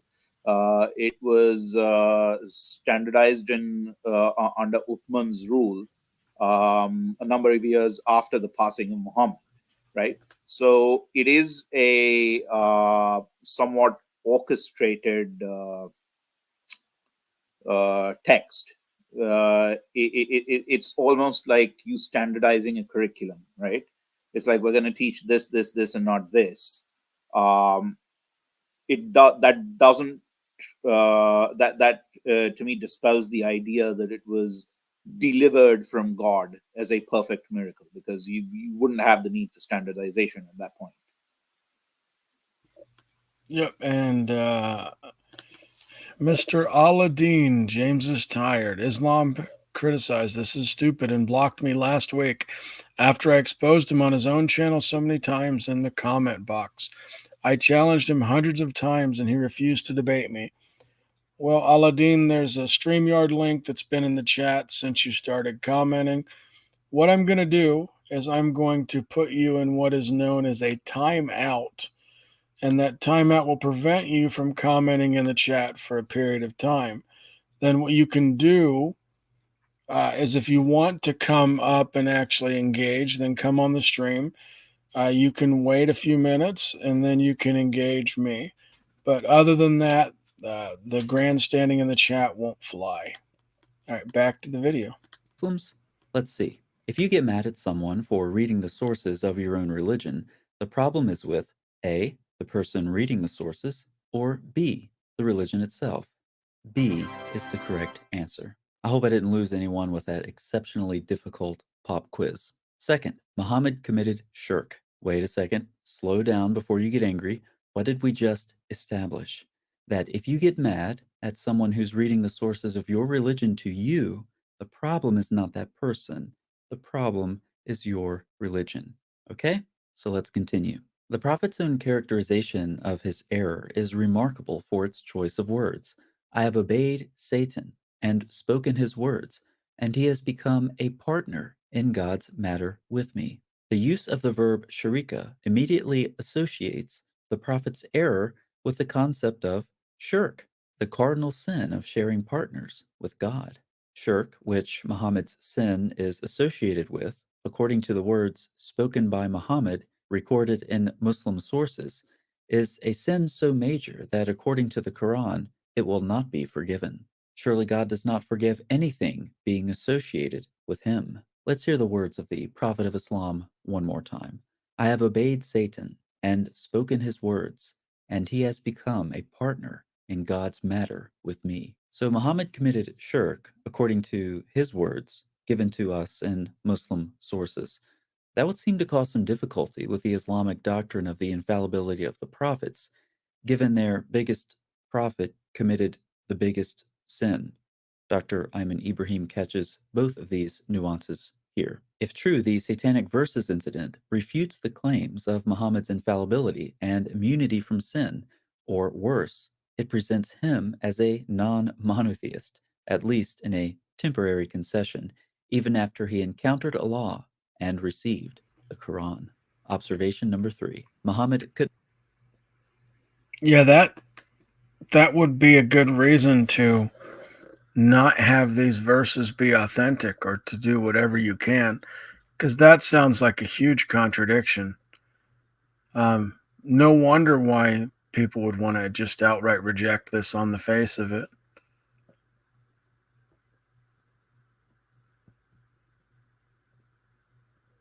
And if you are there, you can add to it. If not, I'm going to keep on going with the video. I don't think Aladdin's going to join us. No, that is definitely true. Like here's the thing, and I go a step ahead. All right, it's not that he couldn't tell the difference between Allah and Satan, right? How does he know that he's actually talking, like either of the entities that he is talking to is an all supreme, all powerful deity that has constructed the world? And time is, because at a bare minimum, there are 3 entities in this interaction. One is Muhammad, right? One is Satan, and one is purportedly Allah, right? Yeah, Can't absolutely. distinguish between one and the other. How do you know that there are only 2? Because you've established 2. How do you know at that point there are only 2? And how do you know that the 2 that you are talking to, one of them is an actual deity? Forget the whole monotheism, polytheism aspect of things. Like, this is questionable. See, here's the thing. Like with Christ, right? Christ rejected Satan during his temptation in the desert. Yeah? Christ rejected Satan during his temptation in the desert. It wasn't that he wasn't tempted, right? He could tell the difference, right? He could discern the difference, right? The problem here is that you have 2 entities, both of which are saying things which seem okay, and so you recite verses from one and then you recite verses from the other. You can't tell them apart. How do you know at that point? What is the fundamental basis of your understanding that one of these entities is actually, the being, a being that is all powerful? Yeah, I think that's another great objection, is that, like, if he was confused here and he couldn't tell the difference between what he thought was God and what wasn't God, then how does he know that, like, what he's talking to wasn't not God to begin with? Yeah, exactly. Right. I'm reading. All right, Aladdin, I'm going to give you one last chance. I'm going to give you another 300-second timeout. After that, If you choose to not come on, then I'll just hide you from my chat, and then you won't be able to participate. So you decide. Go ahead, Nilesh. Yeah, no, that is essentially what I was saying. Like the other thing that they rely on in practices was some practices of Islam forget the please forgive the loaded term, non-kosher, right, or non-halal. Let's put it that way. Like for the rest of us, like there are certain practices in the faith that are non-halal for the rest of us, for those who are not reverts to the faith, right? So the practices don't demonstrate one way or the other that they're being received from an entity that is all powerful and benevolent. In fact, looking at some of them, you could say that some of those practices are very evil, and only an evil entity could allow his followers to participate or allow his followers to engage in such rituals, essentially. And I'm not going to state what those practices are. That's my personal thing. That is my personal view, right? But when the foundation itself is questionable, right, then everything about the faith becomes questionable. Like all you need is that seed of doubt. Mm-hmm. And I think this is about to get into the point you just said. Point number 3 on his video, I think, is going to go into what your one of your big objection was, which was a good one. Couldn't tell the difference between Allah and Satan. We hear about the miraculous Quran all the time. It's a recitation of Allah's miraculously preserved miraculous words. Its miraculousness is self-attesting. That's how miraculous it is. Miracle on top of miracle. Miraculous miracle on top of miraculous miracle. Quran miracle, miraculous, miracle Quran, Quran miraculous, miracle. One question about all this. If the Quran is so miraculous, why couldn't Muhammad tell the difference between the words of Allah and the words of Satan? Our fourth observation is closely related. Muhammad's audience couldn't tell the difference between Allah and Satan. According to some traditions, Gabriel had to tell Muhammad that he messed up. Wait a second. I wonder if Muhammad could tell the difference between Gabriel and Satan, since he couldn't tell the difference between Allah and Satan. Anyway, shouldn't the people hearing Muhammad have known something was different? Another proof of the miraculous Quran that Muslims give us is the astounded reaction of Muhammad's audience. But that audience rejoiced at the satanic verses. So why should their opinion of this miraculous recitation matter to us? Number 5, redaction in the Quran. Surah 53 is primarily associated with the satanic verses incident, and it just so happens that this is one surah that has lots of problems that has captured the attention of many scholars. A recent example is from Tommaso Dizze. His thorough analysis can only be summarized here. After engaging with prior scholars on Surah 53, Dizze states, the polemical arguments in Surah 53 are in fact lucid from his perspective, again referring to some opinions that he has engaged with of prior scholarship. This lucidity, however, does not explain why the author of this thematically coherent polemic manifests stylistic incoherence between the different components of the surah, specifically between the verses in which the names of the 3 deities are mentioned and the verses in which their apparent qualification as female angels occur. In sum, the coherence of the polemic is not sufficient to establish the original unity of the oracular and prosaic sections. Alternatively, the thematic coherence of the pericope can be explained on the assumption that a redactor intervened and crafted this passage to reflect his point of view, namely that the 3 pagan deities, these would be the ones who were involved in the satanic verses, were part of a cult of angel worship. To this end, the redactor added the prosaic section, which represents an exegetical gloss and comments on the 3 deities mentioned in the preceding verses. For Professor Dizze, later redaction is what explains the incongruencies, both in the Quran's style as well as what we know of the historical background of Surah 53, 19 through 32. So a close look at these satanic verses takes us back to Surah 53, which takes us into the topic of later redaction in the Quran.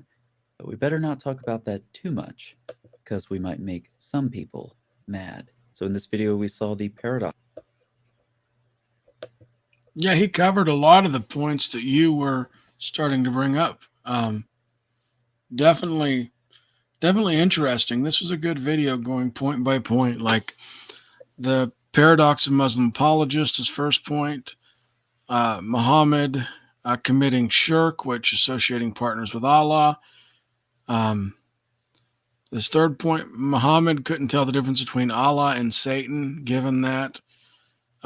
Fourth point, Muhammad's audience couldn't tell the difference between Allah and Satan. So I've heard thoughts on that part of the reason why he eventually had to change it is because some of his followers did say, hey, this doesn't sound right. Like given everything that you've said, this sounds strange. And then he got the revelation, which would, from my understanding, happen often, that Allah would reveal something to him, and then all of a sudden he would get another revelation that might change that previous revelation or abrogate it, which is a different kind of abrogation than what Christians talk about. And then redaction in the Quran. Yeah, that's something that Muslims do not like to talk about. Titan, welcome. Good to see you here. You have any other thoughts on that video? No, I think it covers a lot of the issues. I think there's a definite degree of intersection between that thought and mine. Although, I mean, I kind of don't like we're going to make some people mad. That's not the objective here. Like, I mean, inquiry should be, it should be honest. It should be direct, forceful, but never. How do you put it? It should never be to belittle, and that sort of put me off a little bit. The content wise, I do appreciate what he said. The other thing that I will say is that about the redaction in the Quran, if you actually read the article, right, of Toby Lester, and I can actually, I will actually link it in StreamYard, so you can essentially share it with your audience if you want. So essentially, this article basically says that the Quran was like standardized, and versions of the Quran were found where there were many minor discrepancies in the in the text that goes around now versus what went around then. This was studied. I mean, it actually prompted someone to make a defense at Oxford of the Quran. That's why I see the difference between the Gospel and the Quran is like, I mean, the Gospels would be the closest to equivalents, I'm guessing, or would that be the Hadiths? No, that would be the Gospel. That would essentially be the Gospel, right?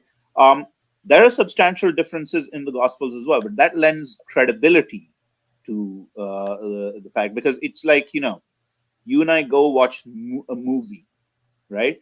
And you and I agree on the basic premise and plot of the movie, but like we each look at the movie through our own lens, right? And so we each emphasize different parts of the movie.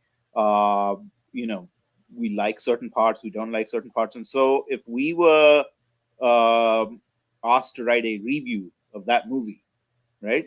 Your review and my review, even though we went to the exact same show, would have material similarities, would be similar on the material points, but there would be a difference in quality and what we'd emphasize. Is that right? Yeah, I mean, we would have, like, I just watched a movie recently in the movie theater. I may find certain parts that seem like they were more interesting to me, but you may like other parts of it. So it Right. does make sense that if we write about the same event, that there would be some similarities and some differences. It's like, I always like giving the car crash analogy. It's like if you hear a car crash outside your window, but I watched the car crash. So I tell the officer that the car flipped over. You just tell the officer you heard a loud noise and you knew it was a car crash based on the road or how proportionate it was to your house. And so there's all this detail, but you wouldn't record that the car flipped over because you didn't see the car flip over. What if by the time you get out there, it's flipped over, but now it's back on its wheels? Right. You wouldn't have any idea if it flipped over twice, if it flipped over once. Right. That would just now, not happen. Contrast what you just said with a narrative whereby everybody says the exact same thing. There isn't a there's like all papers essentially say the exact same thing. There's no difference in narration. You, Evil Papa Bless, and Toxic Taylor all go to watch this movie, and there's a 400-word, similarly spaced article, exact word-to-word identical from each of us. Doesn't that seem dodgy? Yes, and just as a reminder to Toxic Taylor, remember, my channel is PG-13, so language and that stuff, please try to catch yourself.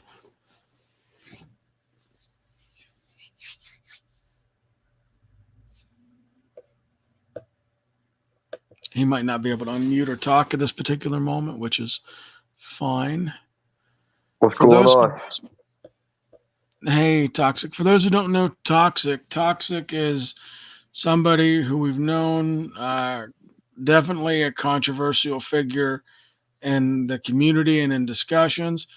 He put together a documentary that you can find on a couple different channels called The Rise and Fall of Khalil Allah, which I got to participate in.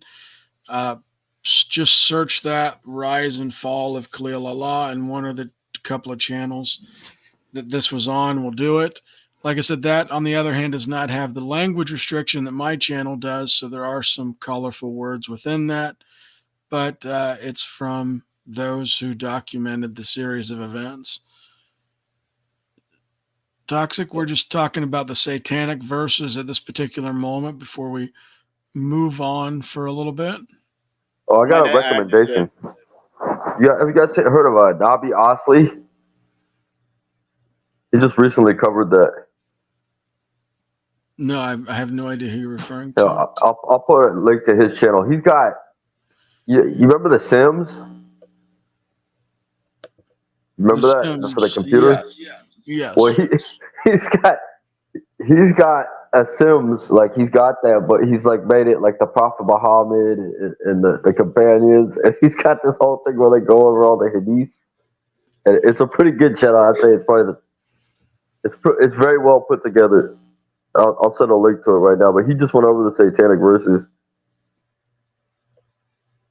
I will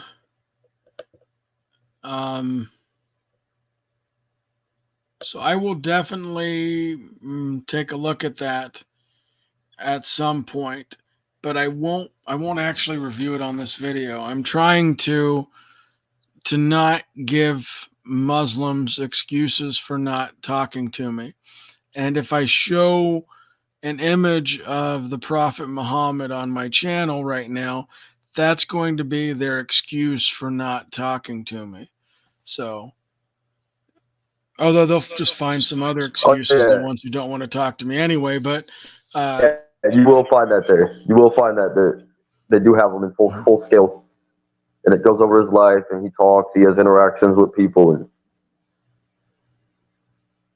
But I'll just say this on face value. I have no issue with people drawing cartoons or images of things. I think that like people get way too offended by what others do. I think that as a form of protest, that drawing these particular photos and things and he popped out, maybe he lost signal, is something that, would potentially participate in the right circumstance. Like I've never ripped up a Quran on YouTube or done anything like that, but I do tell people that under certain circumstances, I reserve the right to use that as some kind of a protest. So I'm not saying I'll never do something like that, but I'm saying that it's unlikely at this particular moment. All right, let's see if he's coming back. Yeah, my bad. I was still in a clubhouse room. But in the private chat, I posted a link to this channel. And it has stuff in there that I didn't even know about. Like there's hadiths in there that I wasn't even familiar with that are in there. And they're cited and quoted. And then not only does it have like references to all the hadiths and throughout the various hadith books and the seerah, well, the backstory behind it and the biography, but it has a little simulation of the characters. And you will, yeah, it does show the Prophet Muhammad in there. He's an actor. He's displayed prominently, so it is a warning for Muslims out there when you watch that. That's something that curdles blood. I did put the link to what you just recommended in the chat, so it is in the live chat. So click it, save it. That way you can have it. You guys can check it out later after the fact. I can't believe that I've been on here for a couple of hours already. I haven't done a live in a while, so I wanted to get on and do something. Yeah, this shit just randomly popped up in my feed. I was watching something else, and I saw this pop up. Hey, how's it going, Taylor? How are you? All right. Doing my thing. Yeah, it has been some time since we talked. Yeah, I've been on Clubhouse with the atheists. I have like a little zoo. Petting zoo. And how is Clubhouse treating you? Oh, it's good. It just went through like this massive update, and a lot of people left. We get the same atheists. Is our friends there, the Matt Adams, John Lee, the Muslims? No, they went over to discharge too. The Muslims. I've seen Jake here and there on there. We haven't spoken in years. I just want to say, remember your language too, Toxic, and where you are at. Matt and John Lee are over on Discord. Oh. Yeah, Matt was featured on the Tom Rabbit channel. I saw that. Today. I saw that today. Man, I told you about the Discord, man. That's the kind of. Yeah, Discord is not the best. Not the best atmosphere in general. Like, I don't like calling people morons, for example, but I've ran into several people on Discord who fit that category, and I end up calling them this, and then I end up like regretting it after the fact. So it's like, granted, I have control over what I say and what comes out of my mouth, but I'd prefer not to have to address people who I'm going to end up calling morons. Does Discord have a voice chat feature? Yes, a voice chat feature. Voice chat, video chat, audio chat. That's actually where I was threatened today by a couple of Muslims. Some vows? Some vows? No one you would know. It is sad because, like, I will say this: I am a admirer of the sophistication that Muslims use in their theological argument. It really brings a degree of rigor. That said, there are problems that they don't acknowledge. Hanging your hat on a what if, and probability is not, and probabilities that are tenuous and dodgy is certainly not my style of theological expedition. But you can't really do much about that. So there is that. Other than that, are there? Well, there's a gentleman, Wesley Curry, who's. He is not able to join the stream. I can tell you in the back channel why I don't want to embarrass the gentleman. Right. Okay. Right. But yes, no. That essentially is my that essentially is my take. I think it's super sophisticated. The argumentation is super sophisticated.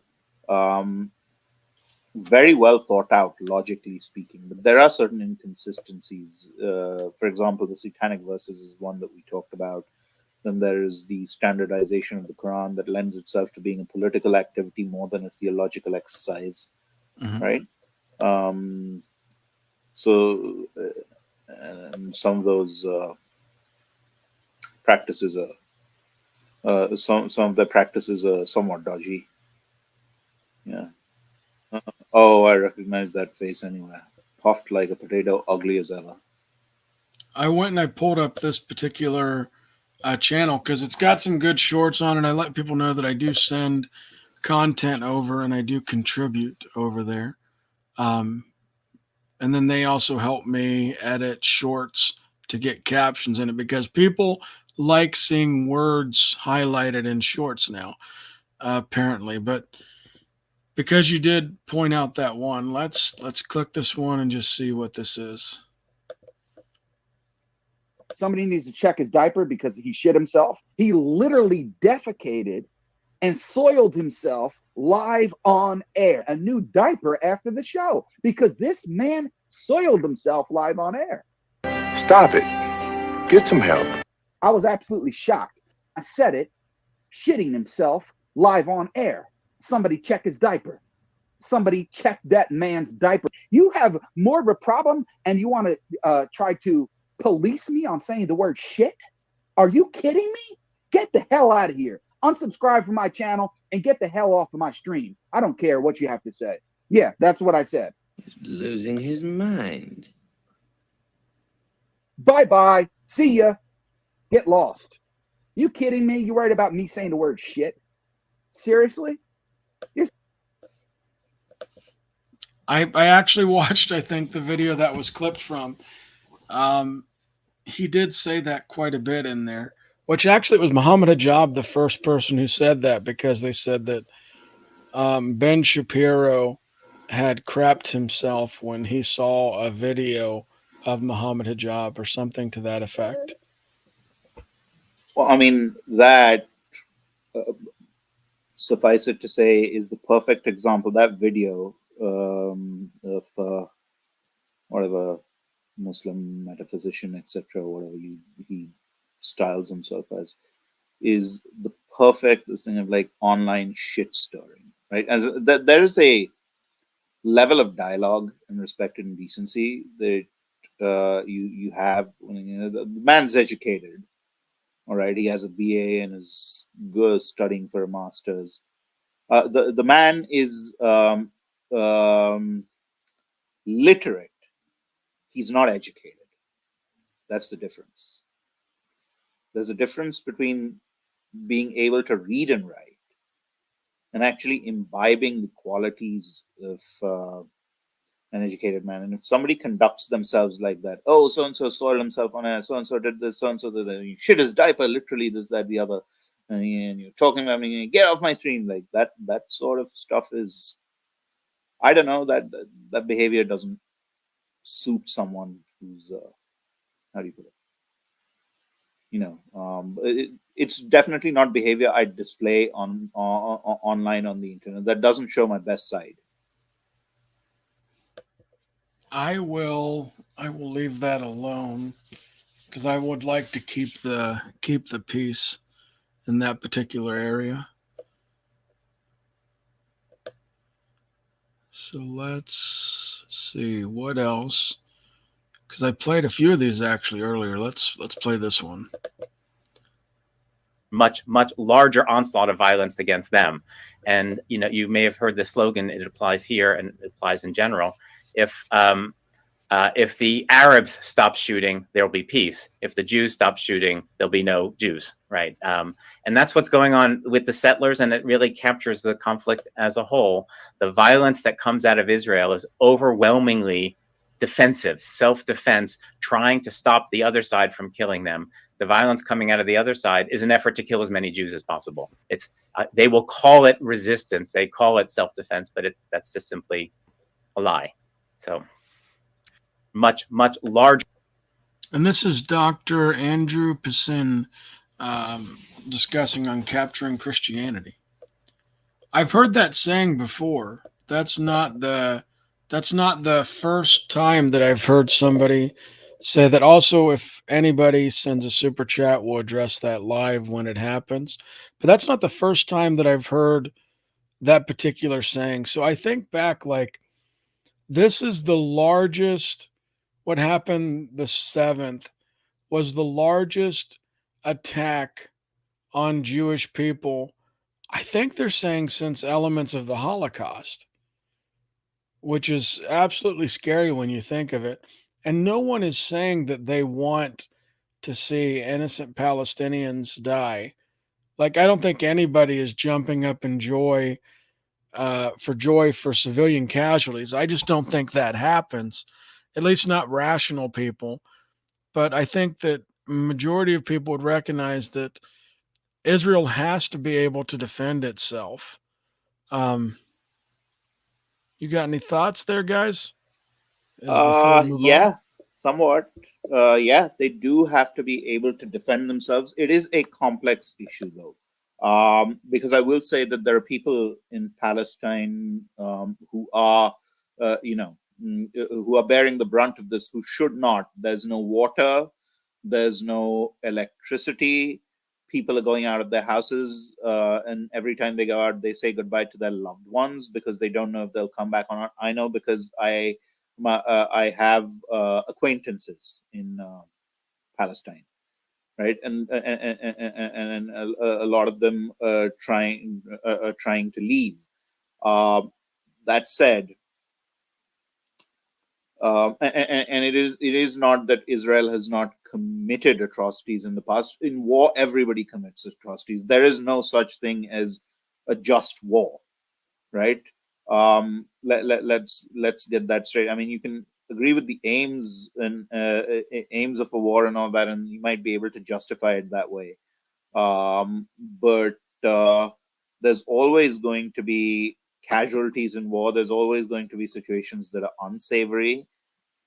That said, the attack on Israel is what provoked this. And what exactly is the solution? The Palestinians are being used as human shields. Israel is trying their level best to do what they can to avert much of that. But both sides are being represented by caricatures of positions, people that are caricatures of the positions that they hold. And, a lot of the people do not hold positions that the extremists on both sides hold.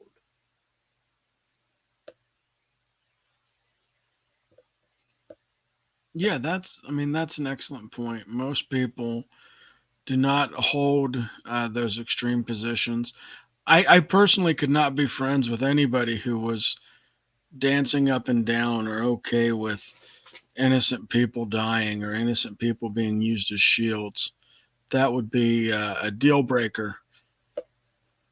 Yeah, that would be a deal breaker for me too. And I personally, I feel for the Muslims in Palestine, and I feel for the Jewish people of Israel, right?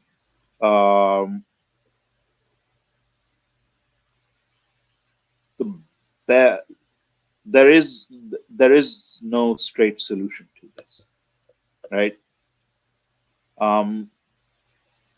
Yes, sometimes Israel does use force that may be excessive, but look at it this way: they're surrounded by enemies on all sides, an ocean and a sea on the other, locked into a kill box in a hostile area, right?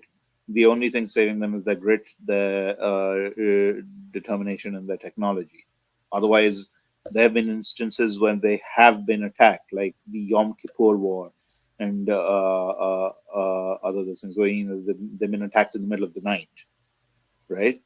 And I understand that there are some harsher things, and yes, as far as that whole Piers Morgan thing is, do you condemn the murder of children?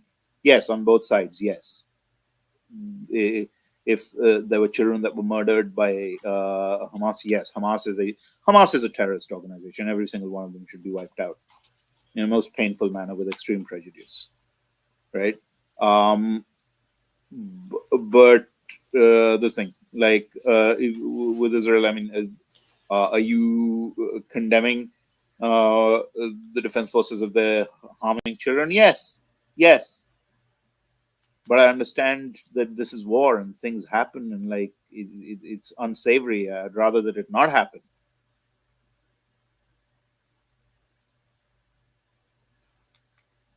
As you're doing that, I'm just adjusting my lighting because Yeah. I'm trying to get it not as bright in my face. Yeah, no, I like I said, I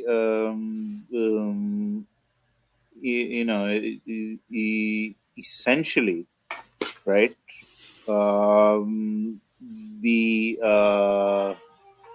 Excuse me, I'm getting I'm going to pause. Nope, I'm you're going to mute good. my mic for a second. We'll kick another video on. Let's find one.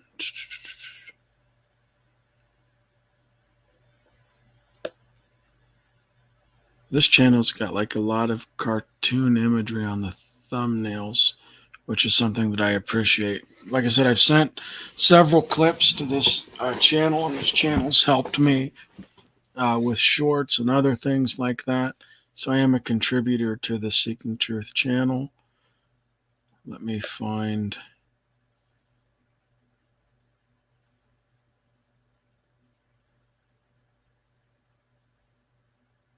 There's a lot of interesting ones.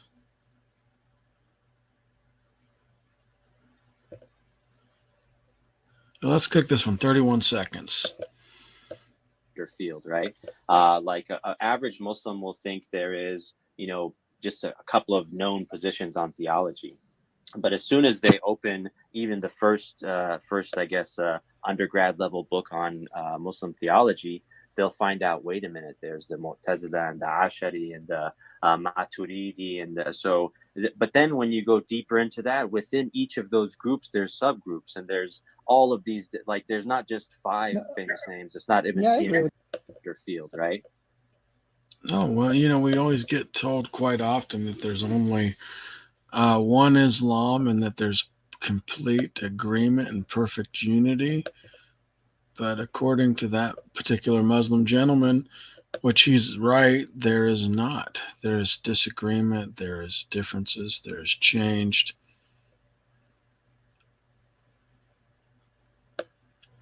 This one says, Mr. Islam answers back, loses it, censored. Okay, well, it's censored, so let's hear it. It's pronounced Nick. It's pronounced Nick. It's not pronounced night. I'm sorry. Rabbi, play the recording. Play the recording, Rabbi. 3, 2, 1. Oh, I've seen this one before, I guess, too. Yeah. Let's pull this up. If you're black and I'm an Arab. Yeah. SubhanAllah. That's the Bible. Hey, you're going to answer up. No, don't drop him. Bring him As up. terrified as I am, of course. Don't drop him, Sister Aisha. Come up. Come up. Yeah.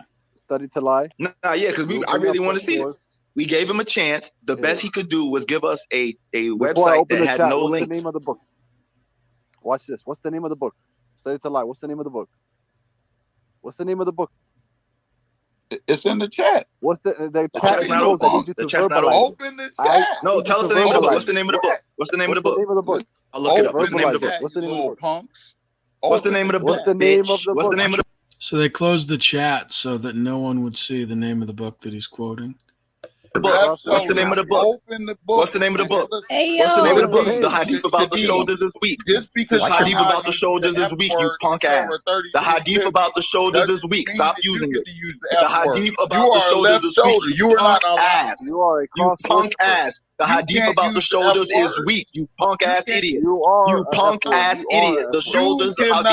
Yeah, this is Shadid Lewis, the Mr. Muslim Answers Back guy. Claims to be a professional, also like solicits money for himself, like a lot through different media forms, which I don't on the face value have an issue with soliciting for money to increase like your presence and do different things that you believe will benefit people online, or it will help you to do something that you enjoy doing. But he's supposed to be a professional, in other words. Is weak. Stop using it, you dumbass. Hey, Niger, or rather, Nick. Hey, Nick. Hey, Nick. Bible. The hadith about shoulders is weak. So they're talking about a Bible verse, and he's pronouncing it with a very offensive way. He's actually pronouncing it as the N-word, and he's calling this Christian, who I believe is another person of color, he's calling him the N-word. I'm really glad that this is censored. Sean, what's up? Hey, Nick. The hadith about shoulders is weak. Mr. Hey, Nick. Hadith about shoulders is weak. Stop using it. Now show us this hadith about Adam. About Noah. Show us this hadith about the lion sneezing. It doesn't. It's not pronounced Niger. You heard it. It's pronounced Nick. It's pronounced Nick. It's not pronounced Niger. I'm sorry. Rabbi, play the recording. Play the recording, Rabbi. 3, 2, 1. Play. Hey, Sanjus. Hey, Sanjus. Strong's G 3526. Niger means black. Niger means black. Yeah, I'm gonna end that. I don't think all of it is censored. But in a nutshell, this was this guy losing it. He's supposed to be a professional. He's supposed to be a big debater. But yeah, he won't come on any Christian channels either.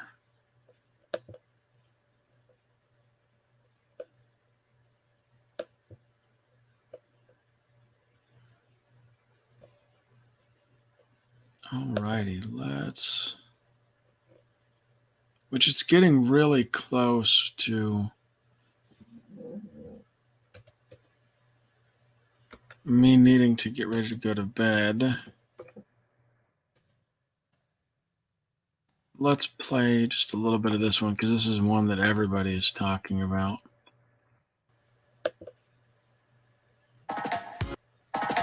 Switch to Google Fi Wireless and get Simply Unlimited, our This is most the worst thing affordable about unlimited plan. commercials. Hero on the crisis in Israel. This powerful emotional analysis made headlines around the world. 5 million people have watched that interview so far, a measure of the enormous emotion and division this conflict has awoken. Well, among those viewers was Mohammed Hijab, a controversial pro-Palestine influencer with nearly 1 million YouTube subscribers of his own. Here's what he had to say about it. Do you think Piers Morgan, on fair grounds, would try and speak to me about an issue like this? Or Ben Shapiro, when they know what I'm going to come with? Absolutely not. Don't pretend you don't know who I am. You've been watching my videos. You know what I'm about. Your silence is deafening. And your cowardice is apparent. Well, Mohammed Hijab joins me now. Mohammed, thank you very much for coming in. I hadn't actually watched your videos. I have now. I've watched a few of them. I'm aware you've got a massive following. You've got nearly 1 million YouTube subscribers. You're an influential person. And you have a lot to say about this issue, obviously. So I thank you for coming in, but I'm not too cowardly to talk to you. I don't have a horse in this race. I think I've tried to straddle a divide of being fair-minded with all sides. I've had all voices on the show. I commend you for that, actually, Right. to be honest, for bringing me on. But do realize I did caveat that with on fair ground. So let's hope that this interview is conducted. I intend to be completely fair. Yeah, sure. I promise you, because all I want to get to here is a real sense of what is going to happen. We can all look back at. We can all look back. Let me just. We can all look back. Before that, Piers, Yeah. sorry, if you want to say fair grounds, you introduced me as a Palestinian controversial. I actually corrected myself. Right. So I said pro-Palestinian. I meant to say pro-Palestinian. So why did the word controversial come into play? I think you're controversial. So are you. Yeah, I wouldn't. So deny is the that. ambassador. Why didn't you introduce her in that manner? I'm happy to say that to many people, her views would be controversial. So why didn't you introduce me as the Oxford graduate? Do you want to be introduced as that? Yes. Okay. Or an Oxford graduate. Go ahead. Okay. That's sarcasm. He's not getting it. This guy's just he's mocking him back because it's like he just clarified that, hey, he said that, and then he walked it back a little bit and then asking, so you want to be identified as the Oxford graduate? And he goes, yes. He goes, all right, you're an Oxford graduate. I don't know if he realizes just how condescending that comes off as. All right, let's continue. No problem. You can be introduced as anything you like, frankly. It makes no difference to the debate. Let me ask you this. Where were you when you heard about what happened on October the 7th? I was at home. What was your reaction when you heard? I was actually very sickened by it. And this is something I do want to put on the table because I think it's fair for people to know this. In our religion, we do not believe, okay, as a Muslim, I am a Muslim, and I do not believe in the killing of any man, woman, or children, non-combatants. That is not despite the religious teachings. That is because of the religious teachings. So in terms of condemning Hamas and just jumping straight into it, I condemn not only Hamas, but any other entity, okay, wherein it's proven that this has been done, that the killing of combatants has been done. Therein, I condemn any party that does it. Any party that kills people or strikes at people where it's more probable than not that it will hit a civilian target, I condemn them. And that's why I condemn the IDF. Because when they strike, they know that it's more. So this is where I thought initially I'd shared a short where I gave him credit for condemning Hamas. But when I watched this back a few days ago and I'm watching it again with you guys, I see that he's not really necessarily making a clear, direct condemnation of Hamas. And you'll see later on in the video, he clarifies certain things where he criticizes certain elements of Hamas, but seems like he wants to maintain supporting other elements of Hamas. So I think that anybody can just say, clearly, targeting women and children is cowardly. It's not moral. It's not something that any rational person would condone. But that's what Hamas did. They went into homes. They went into buildings. They would just actually take like grenades, from my understanding, and just throw them right in, not seeing who was in there. They decimated a concert. And so what he's wanting to do is he's wanting to draw an equivalency between Israel bombing and Hamas. And so there are civilian casualties that are happening right now as Israel bombs.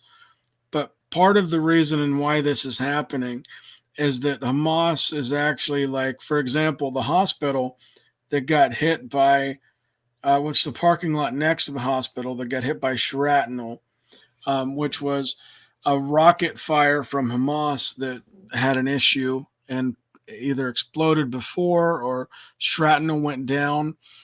But anyway, right behind the hospital or underneath is like a Hamas headquarters. They have a habit of putting their infrastructure in heavily civilian populated areas because they want the civilian casualties. And so from my understanding, Israel takes a lot of precautions to prevent that from happening, to prevent from their side from taking casualties that are non-military combatants. And they've actually in the past called off military action when the risk-reward benefit was not there. So for example, if they had like a top leader there, then the potential of maybe accidentally hurting a civilian to take out this top leader who's key and fundamental to Hamas, there may be casualties there. But if they have a random person launching a rocket from a civilian area with children, they're not going to go and take out that individual with a rocket. For them, they would show restraint. So the difference is quite clear, is that you have one group who's actively trying to avoid having civilian casualties, although, Lord knows that there are way too many civilians dying right now. But Hamas is intentionally targeting civilians. And so that's the fundamental difference. You guys have any thoughts on this before I continue through the video? All right, double jeopardy. Bill Brown says, good luck, James. Well, I appreciate the thoughts on the good luck for the video, Bill. Good to see you. Let's continue. Probably the not's going to hit civilian targets. They know that the majority of civilians, or the majority of people that are going to be affected, are civilians. We know that from the various operations that have been conducted. We know that because now in Gaza, you find that there is a blockade, as you know, for 17 years, but also they're stopping them from electricity, water, which is a war crime under Geneva 4 of the Geneva Convention, Protocol 4 of the Geneva Convention. So this is something I'm surprised you didn't actually mention to the ambassador. But I did mention it. You didn't say it's a war crime. Well, I think it's an arguable point whether it's a war crime. Okay, let me ask you now. They are saying Israel, at the moment, Israel is adamant they are not breaching war crimes, right? It will be determined. But if we could, well, it will be determined whether that's the case. No, sorry. What is it? That's Mohammed, incorrect. Mohammed, let me just make a point to you back on that. I think surely we can agree that what happened on October the 7th was a war crime. I mean, when people are taking grandmothers and executing them, kidnapping young children, when they're killing babies in their cribs, we can agree that's war crime, right? Okay, babies. Can we? Surely, of course, 100%. Right. But babies in the crib. Sorry, what was the evidence for that? You don't believe that happened? Sorry, CNN, the White House, Sky News, which you work for, all say something. I don't work for Sky News.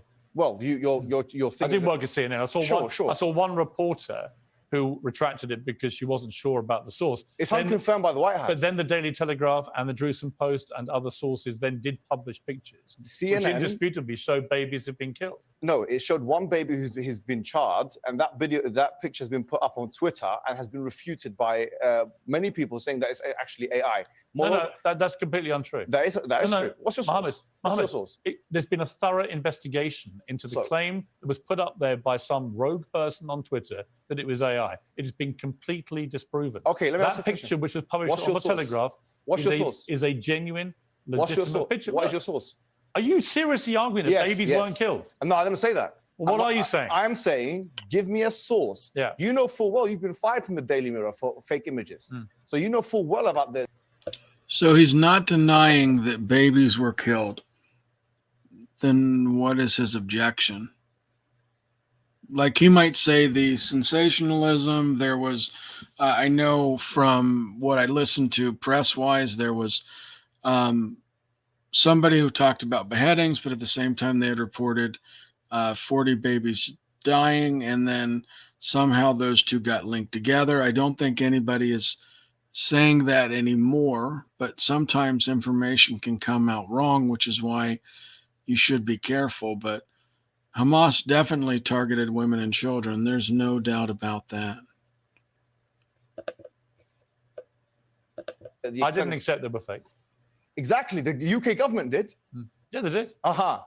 Because the UK government, just to be clear, had waged, in my view, an illegal war in Iraq. So you're allowed to go against the government, and I'm not allowed to go against the Israeli government. Of course you're allowed to. So tell me now, what's the source? You seem to be making a lot of presumptions about me, Mohammed. Yes, I was the softball question. I was the editor. Ambassador of no, they weren't. I put all the questions to the ambassador. I was editor of the Daily Mirror when we opposed the Iraq war on the grounds that I believed it was an illegal war. Yeah. I still believe that to this day. I think it stained this country. Fantastic. I don't think you even knew that.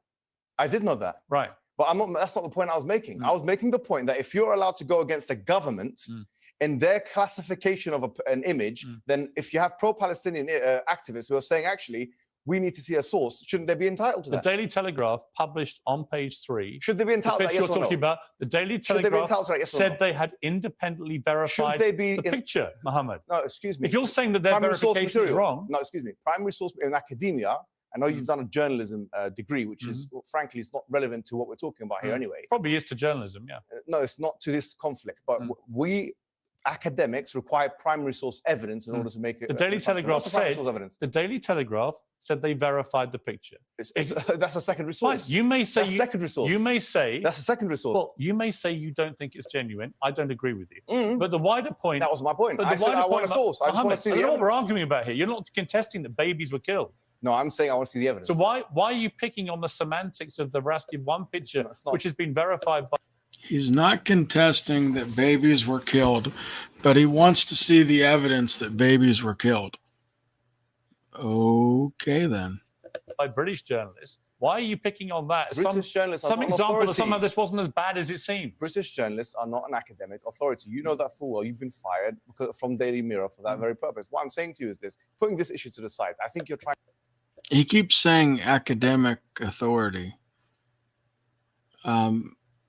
I think that, like, when he's looking at journalism, that there are people who get journalism degrees and then they do certain things to fact check themselves and to research things. And journalists do have a responsibility to us to fact check before they share. That's for sure. But I don't know what he's trying to get at. Trying to use as a red herring to move away from the What bigger red issues. herring? This is a red herring because already 1,023 children have been killed in Gaza. That's why. And you didn't ask the ambassador that question. I did you? literally asked the ambassador. No, I said 3,000 people have already been killed in a week in Gaza. But you didn't ask her whether did you she even condemned- listen you to my condemn it? interview with the I did listen. ambassador? I did listen, but excuse me. Well, don't put words in my. He's gonna keep cutting him off from this particular point. Hold on. Or say I didn't ask a question. Hold on, let me ask you a question. Do you condemn the killing of those children by the IDF? I tell you what I condemn. Yes or no? I'm going to answer your question honestly and truthfully. Sure. And because I've tweeted about this, right? Oh, okay. I think that what happened on October the 7th was one of the worst atrocities I have ever had to read about or watch on It happens videos. every day in Palestine. No. So why do you care about that? It one so actually much? doesn't. It doesn't. It does actually, No. yes. No. The Israeli forces. I've got the stats for that. Israeli forces do not go. Cast-led, Wait a minute, protective Mohammed. edge. Go and check it out. Mohammed. Israeli forces. Cast-led, protective edge. Israeli forces don't go into Gaza on one day and grab grandmothers and kill babies in their beds. Okay. And no, hold on. rape and abuse women. So, rape, is there any evidence for that? It's been multiple reports No, in no, multiple from mainstream by whom? media publications. Well, you're going to sit here and deny everything. No, right? I'm not denying anything. You are. No, I accept that them. So to address some of your comments in the chat, Titan, he said, do civilian casualties include those dying in poverty because their houses and lands were stolen? So I understand what you are referring to. And I will check on the hospital information, but I thought that the particular hospital in question was the one that does have the Hamas headquarters underneath of it. So I will check that real quick while we're talking. But yeah, I'm never claiming to be an expert in this long, drawn out conflict that has happened for years and years and years and years. Political stuff is something that I enjoy. And this is probably the first time that I've reviewed a video with a discussion like this, because I think that people have an obligation when they are sharing this kind of information to be very careful, because people can take what you're saying online and they can use it in life and death situations. So I'm going to put, does Hamas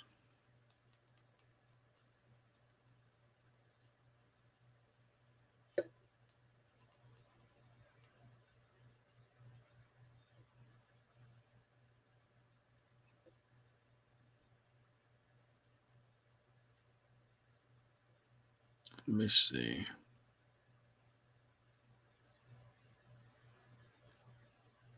The answer is yes, that they do have a military headquarters or operations underneath of a hospital. So that is confirmation that did happen. Toxic fell out. Let me add him back.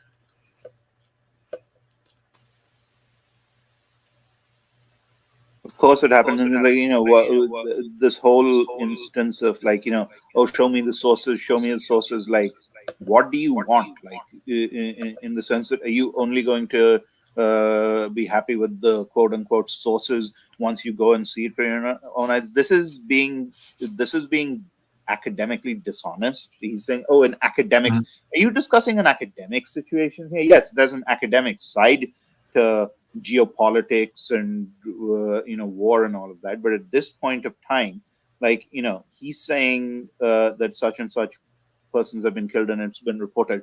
Now let me tell you, 99% of the things that we talk about are based on secondary sources. So what if it is a secondary source? It's been verified by a number, and I choose to believe that is true, as would most people.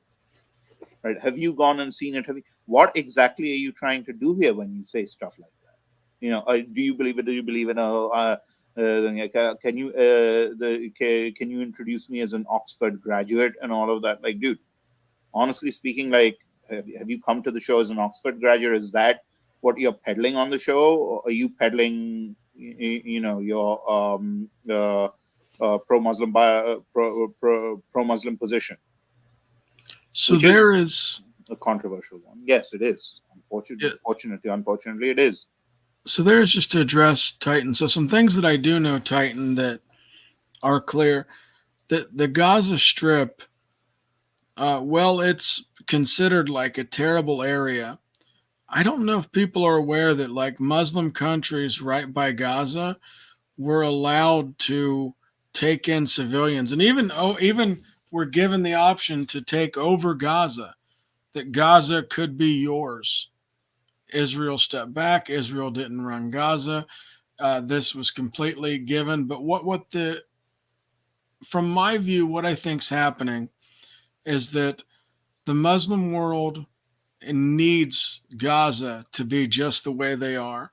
They need to have a Muslim population that's being mistreated in some way, so that they can use that as an affront to attack Israel. And it kind of was heartbreaking when I started looking into this to know that like all these different Islamic countries are protesting, are saying these things, but they're not actually like taking it. They're not actually like, I think Egypt, last I heard, and somebody correct me if I'm wrong, wasn't going to take like refugees from the Gaza Strip. So you have these there's these Muslims and these other Muslim countries, and you're going to like not want to take these people in. But I think part of it is because there's hadith that talk about when the end will come. Let me see if I can find this. Find this particular hadith, because I don't think people are as aware of it. Let me Now, James, I'm going to take your leave, right? Yeah, have a good one, buddy. Yeah, okay. And great work on the channel. Keep it going. Nope, thank you.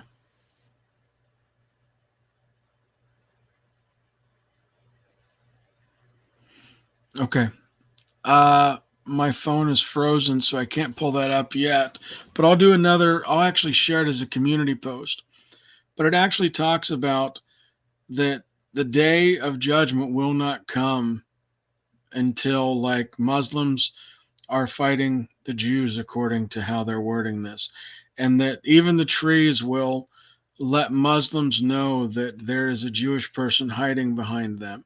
So this is all tied to dislike of Israel. Now, I'm not saying that everything that everybody's done in this situation is perfect on Israel's side or all other sides. But what I am saying is that the Gaza Strip could be taken care of a lot better, and the Gaza civilians could be taken care of a lot better if some of these other countries that spend as much time protesting and complaining about how these particular people are being treated, if they actually did something about it.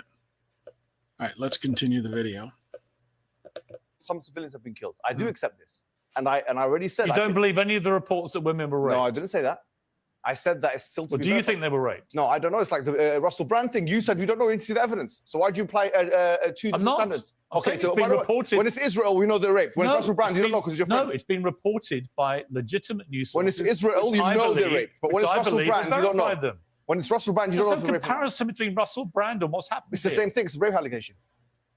Why are you stuttering? I'm not stuttering. You are stuttering. You don't have anything You're to say. contesting every single thing that I'm saying. Yeah, that's and I'm the saying point of to an you, argument. at the end, 1,300 people Yeah. were brutally 2,000 murdered, people have been killed on the other side. abused. 2,000 people have been killed on I the other said side. that to the ambassador. Okay, but do you condemn that? Yes or no? I don't think. So you refuse to condemn? No. You do refuse to Why are condemn. you putting words in my mouth? Because you're not condemning it, are you? What do you want me to condemn? Condemn. Okay, right. excellent. What do I want you to condemn? Yes. I want you to condemn the fact that the IDF, knowing that it's more probable than not, pressing buttons from the sky, killing innocent civilians, 1,000 of them children, that is a war crime and that is not acceptable morally. Just like you condemn the other one. Is it condemnable or I not? believe, given the scale of what Hamas did on October the 7th, Israel is entitled To to kill defend- children. No, it's not what I said. Go ahead. They're entitled to defend themselves with force. Okay, Then excellent. the question becomes, Mohammed, Okay. it's an interesting debate. Sure. If, as it seems to me, you believe too, Go on. Hamas are not a force for good. Do you believe that? Well, I think that anybody who kills children and those elements of Hamas who are killing children. Right, so we can are not agree. good. So we but- agree. but- So, but- so go my ahead, point finish is, your point. if Israel's purpose is to rid the world of Hamas after the atrocity of October the 7th, how do they do that, given that Hamas embeds itself in civilian areas in the way that it does? Everyone knows that in Gaza. Okay. How do they do that Excellent. in this surgically clean way that you seem to think Yeah. they should be doing? Okay, can I say How do you not kill civilians? Beautiful. Can I ask- don't like any civilian death. Do you mind if I answer I the question? don't endorse any civilian death. Well, no, Do you I don't sup- condemn it though. Hang do you? on. Yeah. No, and here's why. Because I support Israel's right to defend Okay, itself. beautiful. Now, Can I say no, something? one more point. So then Go you ahead. can reply. Sure. But the question then becomes, what is proportionate? Okay. What is a proportionate response? Okay. I don't have the answer. Excellent. Because I don't know what a proportionate response to 1,300 murders is. When 260 young people at a music festival, most of them peace-loving people enjoying themselves at a festival, All of them when they killed. get slaughtered by people Is there any paragliding evidence all of them in were with killed? machine guns, I don't know what the proportionate response is. Piers, let me respond. So can you tell me? You've spoken for about 2 minutes. You didn't do that with the ambassador. By the way, I'm just showing you're saying fair, but you're not being fair. I've said what I Okay, wanna so, say. so let me paint a picture. I will be fair. Sure. I'm genuinely interested in what Fine. you have to All say. right, excellent. You're from Irish descent. We know that there was not. Okay, let me address another point that you're making. The cost of Palestinian civilians to even travel to, say, Egypt, businesses is outside of their means for 70% of adults. I do recognize that this group of people does not have a lot of financial money as far as that goes, and that they are on the move.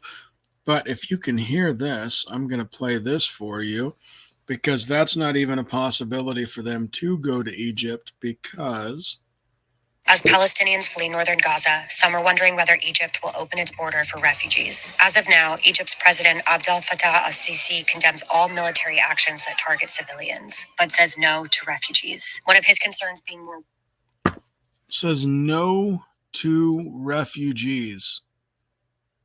I just want to make that clear. There's not any chance for them to come over there, period, because Egypt says no. And why is Egypt saying no? And I think that fits what I'm saying, is that they're using them as a political tool to thumb their nose at Israel. And it's sad. And it's sad that, like, the Palestinian children are being used as pawns and being used as shields. I hate the fact that there are civilian casualties coming in this thing. I hate the fact that people are dying. I'm overall a pacifist at heart, unless I need to, not be. All right, let's continue the video. IRA yes. in Belfast and so on. Okay, so let me ask you a question now. If there was IRA in Belfast and they were occupying council properties and so on, and then we have a plane of RAF going to destroy that council property, destroy all of Belfast, flatten it, as one representative said, Gottlieb. The IDF said that, one of the IDF members said that we will flatten it completely. That's what we want to do. We don't care about accuracy, he said. We care about damage. That's what he said. You didn't question her about that. But anyway, if the RAF were to then go into Belfast and flatten, as the IDF and these guys want to do, if they want to flatten Belfast with all the white people, I'm going to use the term white, all the white people, council estates living in there, with the excuse that we're doing it because it's proportionate defense to the terrorists. What would you say about that? Here's what I would say to you. Is that acceptable or unacceptable? Here's what I would say to you. Yeah. The IRA committed a series of atrocities over numerous decades. They targeted, in their eyes, military and political targets. They usually gave some form of warning, not always. Okay. They were terrorists. No, they were terrorists. Sure. They never, ever went out one day and committed the barbaric slaughter of 1,300. No. If they did, I'm sorry, it's not irrelevant. If they did. No, Mohammed. If they did. Here's why it's not irrelevant. Yeah, Titan, I'm not saying that you don't have information or knowledge on your perspective, but I am saying, Titan, that you had no idea that Egypt wasn't even letting refugees come in. And so I think that that puts a big damper on several of the claims that you're making in the chat currently.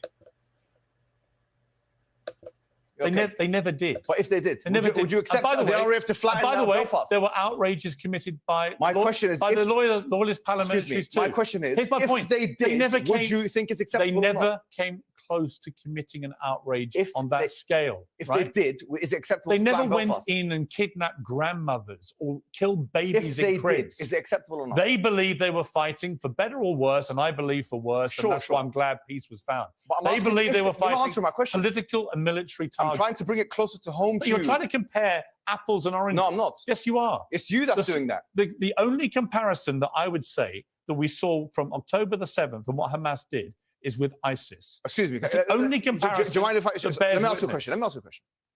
A Palestinian And ISIS were taken out, by the way, with you keep interrupting planes. me. No, here's what You didn't do this with the ambassador. I'm going to finish. You did this with Ben Shapiro, which you gave the show to him. No, hang on. I'm giving you plenty of time. No, you're not. I'm giving you plenty. You asked about the analogy of a plane flying over and targeting. But you didn't answer my question. But that did happen, Mohammed, with ISIS. Would you accept get rid of- Belfast to be flattened? No, wait a minute. Or not? Yes wait or no? a minute. It never happened. So the like for like isn't. It's not. It's a relevant. hypothesis. It's No, hypothetical. It's not. I don't do hypotheticals. You don't do hypotheticals. No, let's deal with reality. Okay, let's deal with reality. Ahmed, let me finish. Then you can answer. You don't answer the question. No. Here's the reality. British public can see this. Here's the reality. Yeah. Right. Let's British just. public can see this. Yeah, they can see it. Yeah, go on. They listen to the debate. Keep going. Right. For what it's worth, I think it's a good debate to have. Right. These are questions many people on the pro-Palestinian side are having. I get it. Right. But you're trying to compare what happened on October the 7th with the IRA. No, I'm not. I'm I used a comparing. hypothetical Wait a minute, Mum. question. I'm comparing it to ISIS. And the way that Where the is world ISIS? in the end dealt with ISIS actually was to use airstrikes. And many civilians were killed. There's a huge difference Many innocent between the people two, died. which you're not. They're not. You don't understand it because you have no idea of the religious. What's the difference between what happened on October the 7th and ISIS? The difference between the Palestinian resistance is the following. Okay, any kind of thing which has Palestinian resistance attached to it, and ISIS, which is a brand of tekfirism, okay, is that ISIS is just one of many brands of tekfirism, which you don't know what it is, which is a kind of excommunication type heresiological Islamic sect. Okay, so if there's It's nihilistic mass murder. That's all they care about. Listen, I know what you're saying, but I'm saying something else. You agree with me, don't you? I do, but of course I do, but you're not understanding what I'm saying, so I'm trying to break it I down am for you. understanding what you're saying. What I'm saying is that anything And I'm not anti-Palestinian, by the way. Sure, please, but over the many you're years, not if letting you me bothered, speak. if you bothered to check what I said about it, I've always tried to shine a light Please, let me on the speak. plight of the Palestinians. Allow me to speak, please, because you're just talking over me. The difference between the two are the following, right? Even if we assume that the killing of combatants in most definitions of terrorism is something which brings someone to be a terrorist, okay? I would say that if that is the case, then the state of Israel breaks that threshold and meets that condition. Because why is Israel not a state terrorist? If their highest officials are admitting that we want to damage and we want damage and not accuracy, answer me this question. Why is the state of Israel, who are illegally occupying No, the thing is, Titan, is that when I pointed out that they would not take refugees, You then responded back with they couldn't financially afford to go. Well, refugees can't financially afford to travel. That's why they're refugees. They're on foot. They're depending on the kindness of others. They're being displaced from their homes. But my point still stands. None of those countries are taking in these Muslims, citizens of Palestine. They're waving the flag. They're being supportive from a distance, but they're not willing to actually do anything like feed them, bring them into their homes. None of that. So I think it's a little bit hypocritical. And you have to ask yourself, why would somebody want to keep this group impoverished and keep them in conflict with Israel? And it's because of their issues with Israel. Let me continue. Gaza and the West Bank according to international law, and even the ICJ said that, okay, which is, as you know, an organ of the UN. All right, so this is international law. They're occupying, they're seizing, they're bombarding, they're indiscriminately killing, and they're blocking the supply lines. They're using white phosphorus. They're doing what you call mowing the grass, which is every couple of years, every few years, they're killing the Palestinian people. Let me I want to understand what differentiates an Israeli in the sky pressing a button, killing the civilians, from somebody in any terrorist organization shooting the people. What differentiates it? Israel will say it has a right to defend itself. So will the terrorists? Right? That's what Osama bin Laden said. And they will. That's exactly Osama bin Laden's argument. No, it's not though. Yes, Hamas, it is. I read his fatwas. Hamas aren't defending themselves. Bin Laden wasn't defending himself. Define defense. Bin Laden was trying how do to you define kill defense? as many of the enemy as possible. Let me ask you a question. How could it be that an occupier is defending itself in the first place? The notion that Israel is defending itself is as absurd as the notion that the rapist is defending itself from the victim. Because Israel is the occupier. You haven't asked hold me. on. Yeah, but excuse me, let me finish. Just let me finish. An occupier by international law definition means that they are already in an offensive posture. If they're in an offensive posture, if someone brings you to Piers Morgan, grabs you by the thing, throws you into your bathroom, you're in your bathroom, you're screaming, and they're eating food, having a good time. One day you come out of your bathroom, you try and fight one of them, who's defending who from who? Mohammed, who's self-defend? How can you self-defend when you're occupying? Answer me this question. Let me speak now. No, but answer the question. Let me speak. Answer the question first. Fine, I'm going to speak. Yeah.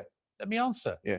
I believe that Israel's made a number of bad choices. That's not answering my question. Wait, I'm telling you what I think. You're not answering my question. Telling you what I think. Sure, go ahead. Okay. I don't think Israel's been perfect at all. Right? You should have had the moral high ground. I think a lot of the decisions Israel's taken are wrong. I think Benjamin Netanyahu, by the way, his attempts to usurp the power of the Supreme Court this year in Israel has been a complete disaster. Do you condemn them from killing civilians or not? I do not. I will defend them this week. Yes or no? Wait. Yes or no? I will defend them this week in defending themselves against one of the worst terror attacks ever. So you can kill civilians for that? You can target Hamas. Can you target? No, hold on. And if Hamas, the controlling, governing, ruling body in Gaza, hide amongst the public, this is a false. Members of the public will die. You're talking about fallacies. This is called the Moat and Bailey fallacy, which is that you're trying to defend one controversial idea by using another. It's Moat and Bailey fallacy. You can check it up on your own time. The point is this: I'm not asking you whether Israel has a right to defend itself. We've already said of the logic. Oh, to answer your question.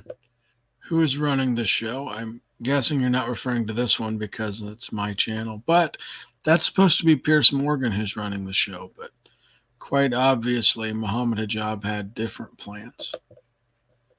Let's click the video again. Logical and legal impossibility. The logical and legal impossibility of an occupying power, according to international law, of actually defending itself because it's already. Let me finish. It's already in an offensive posture. Now I'm saying this. If it is the case, you're just saying it's defending itself against Hamas. Is the only way to defend itself against Hamas by dropping bombs in the most densely populated area, one of the most densely populated areas in the world? Is that the only way? It's a false dichotomy. You're creating a false dichotomy. They could do surgery. They can do insurrection. They can go in and they can target. We're going to take Hamas. a short break. I'm going to keep you here. I want to finish this. I want to give you the time. I think it's an important debate, an important conversation. Sure. Well, you have to answer my questions. I will. We'll come back. Yeah, but actually, you have to answer mine. It's my show. actually. I Just for can answer you. For the record, you can ask me as many questions as you want, Sure, but sure. I'll tell you what I think. I've answered all your We're going questions. to take by a the way. short break. I've We're answered all your going to questions. come back and we're going to finish with a few more minutes, okay? Hey, did you get the Google Fi phone plan yet? Not in time, Alice. We're ping-ponging. I just thought Commercials, we're ping-ponging siblings. commercials. Welcome back to Pittsburgh with Cesar Mohammed. I just want to say that's a tiny glass of water, and he has spent quite a bit of time sipping at that water. Either that or they have somebody who like just keeps running and when the camera's not there and filling that up for him. I don't know, or maybe the glass of water is empty by now and it's like a nervous habit, but let's continue. The hijab is still with me. We've had a lively debate. I knew it would be a lively debate. This is a very important issue. It's a passionate issue. People on both sides. If I tweet about anything, doesn't matter what I say. One side, if I'm even remotely sympathetic to them, the other side, poor abuse and vice versa and so on. Let's try and cut through it all and get to what happens here. How do we find peace in the Middle East? I've been covering Israel-Palestine since I've been a journalist, 3 decades. And it seems to me we're as far away now as we've ever been. How do you think we get You'll to be a place of surprised. peace? Look, even Hamas, some 4 or 5 years ago, they even agreed to the 1967 lines, the borders. And what you have to understand that this cannot be scapegoated on Hamas, because before Hamas's existence, this was still going on. This was going on before Israel's existence. But do you believe in a two-state solution? No, I believe in. Look, even Hamas was proposing a two-state solution. But do you believe in it? Look, there's advantages and disadvantages. This is a different. I don't know. I mean, it's a difficult one. I'll be Could honest you with imagine 2 states next to each other living in peace? Palestine, Israel. Look, it's a possibility. I mean, as I say, even Hamas was saying that that's a possibility. I mean, this was 4 years ago. But what I want to bring to your attention is that nothing can happen if the international body or the UN becomes a toothless agency. In 2018 to 19, when actually 221 people were killed on a peaceful protest in Gaza. It was called the Great March of Gaza. 220 people died. Hamas didn't shoot a bullet. No rocket was launched. Yeah.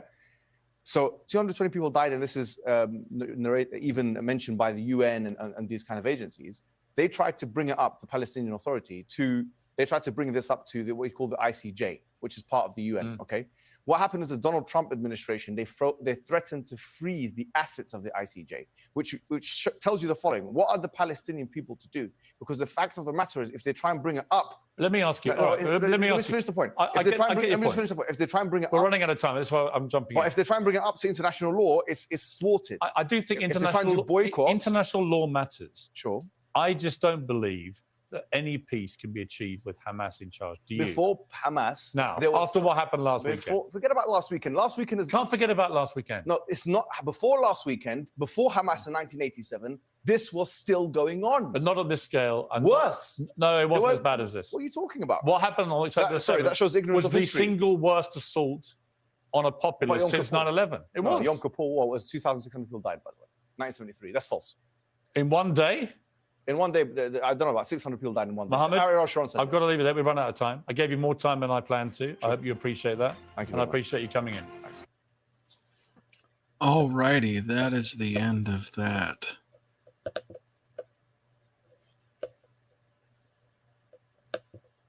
So let me cancel. I don't want to play another one, mainly because I've been playing these videos all evening, which I'll leave this up. I'll either try to make chapters so you guys can go back and watch individual parts, or maybe I'll cut and clip some of the different reviews that I did on certain things. If you guys have suggestions for content or videos for me to review, I'm happy to do so. Like always, when I do these, any kind of super chat will get addressed at the time of super chat, providing that I can, which I try to go out of my way to do so. Also, Titan, even though we disagreed tonight, good to see you, my friend. I am on Discord. I do not like Discord, though, by the way. I do have some conversations there. Here, I want to get back to doing and producing some more videos. Doing these lives are something that I enjoy doing, but I'm not as big of a fan as I am like taking time to produce like a short video. Like if you'll go through my channel, you'll see that I've put out a couple of short things that might interest some people. And I do that very intentionally because I think like shorter videos, short and to the point, like this live's about 3 hours, which is one of the longest times I've been online doing a live in a long time. But if you go to my channel, you go to videos, and you can go to latest or popular. I like focusing on this. What does Michael really believe? Addressing Daniel Hikachu. Little comments and thoughts on the debate that he had with Matt Dillahunty. If you keep going down, you'll see there's actually some member-only videos, which actually I have a lot of member-only videos. So some videos I've put up just for the members only, and then some videos I've put up, and then I pull them back down to focus on certain content. So those are available. So anybody who wants to like click on the channel membership, I set that as low as YouTube would let me, which is $1 a month. And what that does is that gets your comment highlighted on the screen, and it also gets you access to all these things that aren't publicly visible.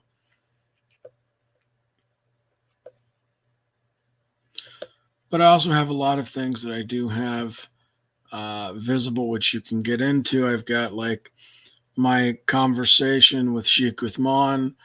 I've got some reviews of Darth Dawkins stuff, which isn't really Islamic content, but majority of the stuff that I'm focusing on now is interfaith dialogues, is those back and forths. As you can see, with the exception of today, the last time I was live was 3 months ago, and before that a month, and before that another month. So I was about 1 month on that. So I'm going to do more created little videos, probably focus on some shorts. Like I said, put in the comment section, which if you're here, please like the video. When it's done, if you go back and comment, that helps. Sharing it helps if you're able to do that. All that helps the YouTube algorithms, which gets it in front of more people. Also, if you click the notification, you'll get a notification whenever I go live. I'm just doing some.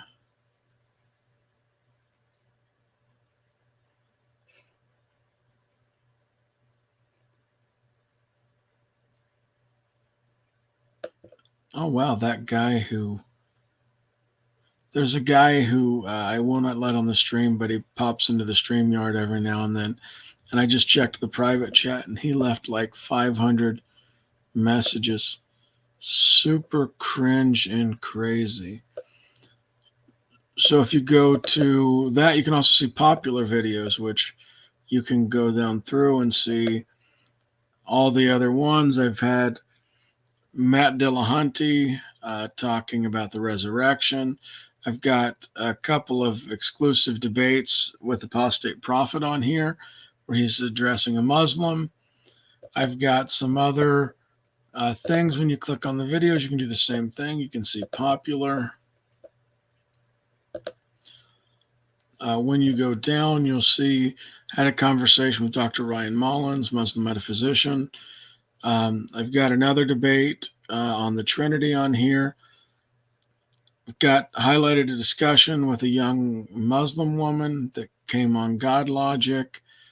All these other things are available. Also, liking, subscribing, that helps.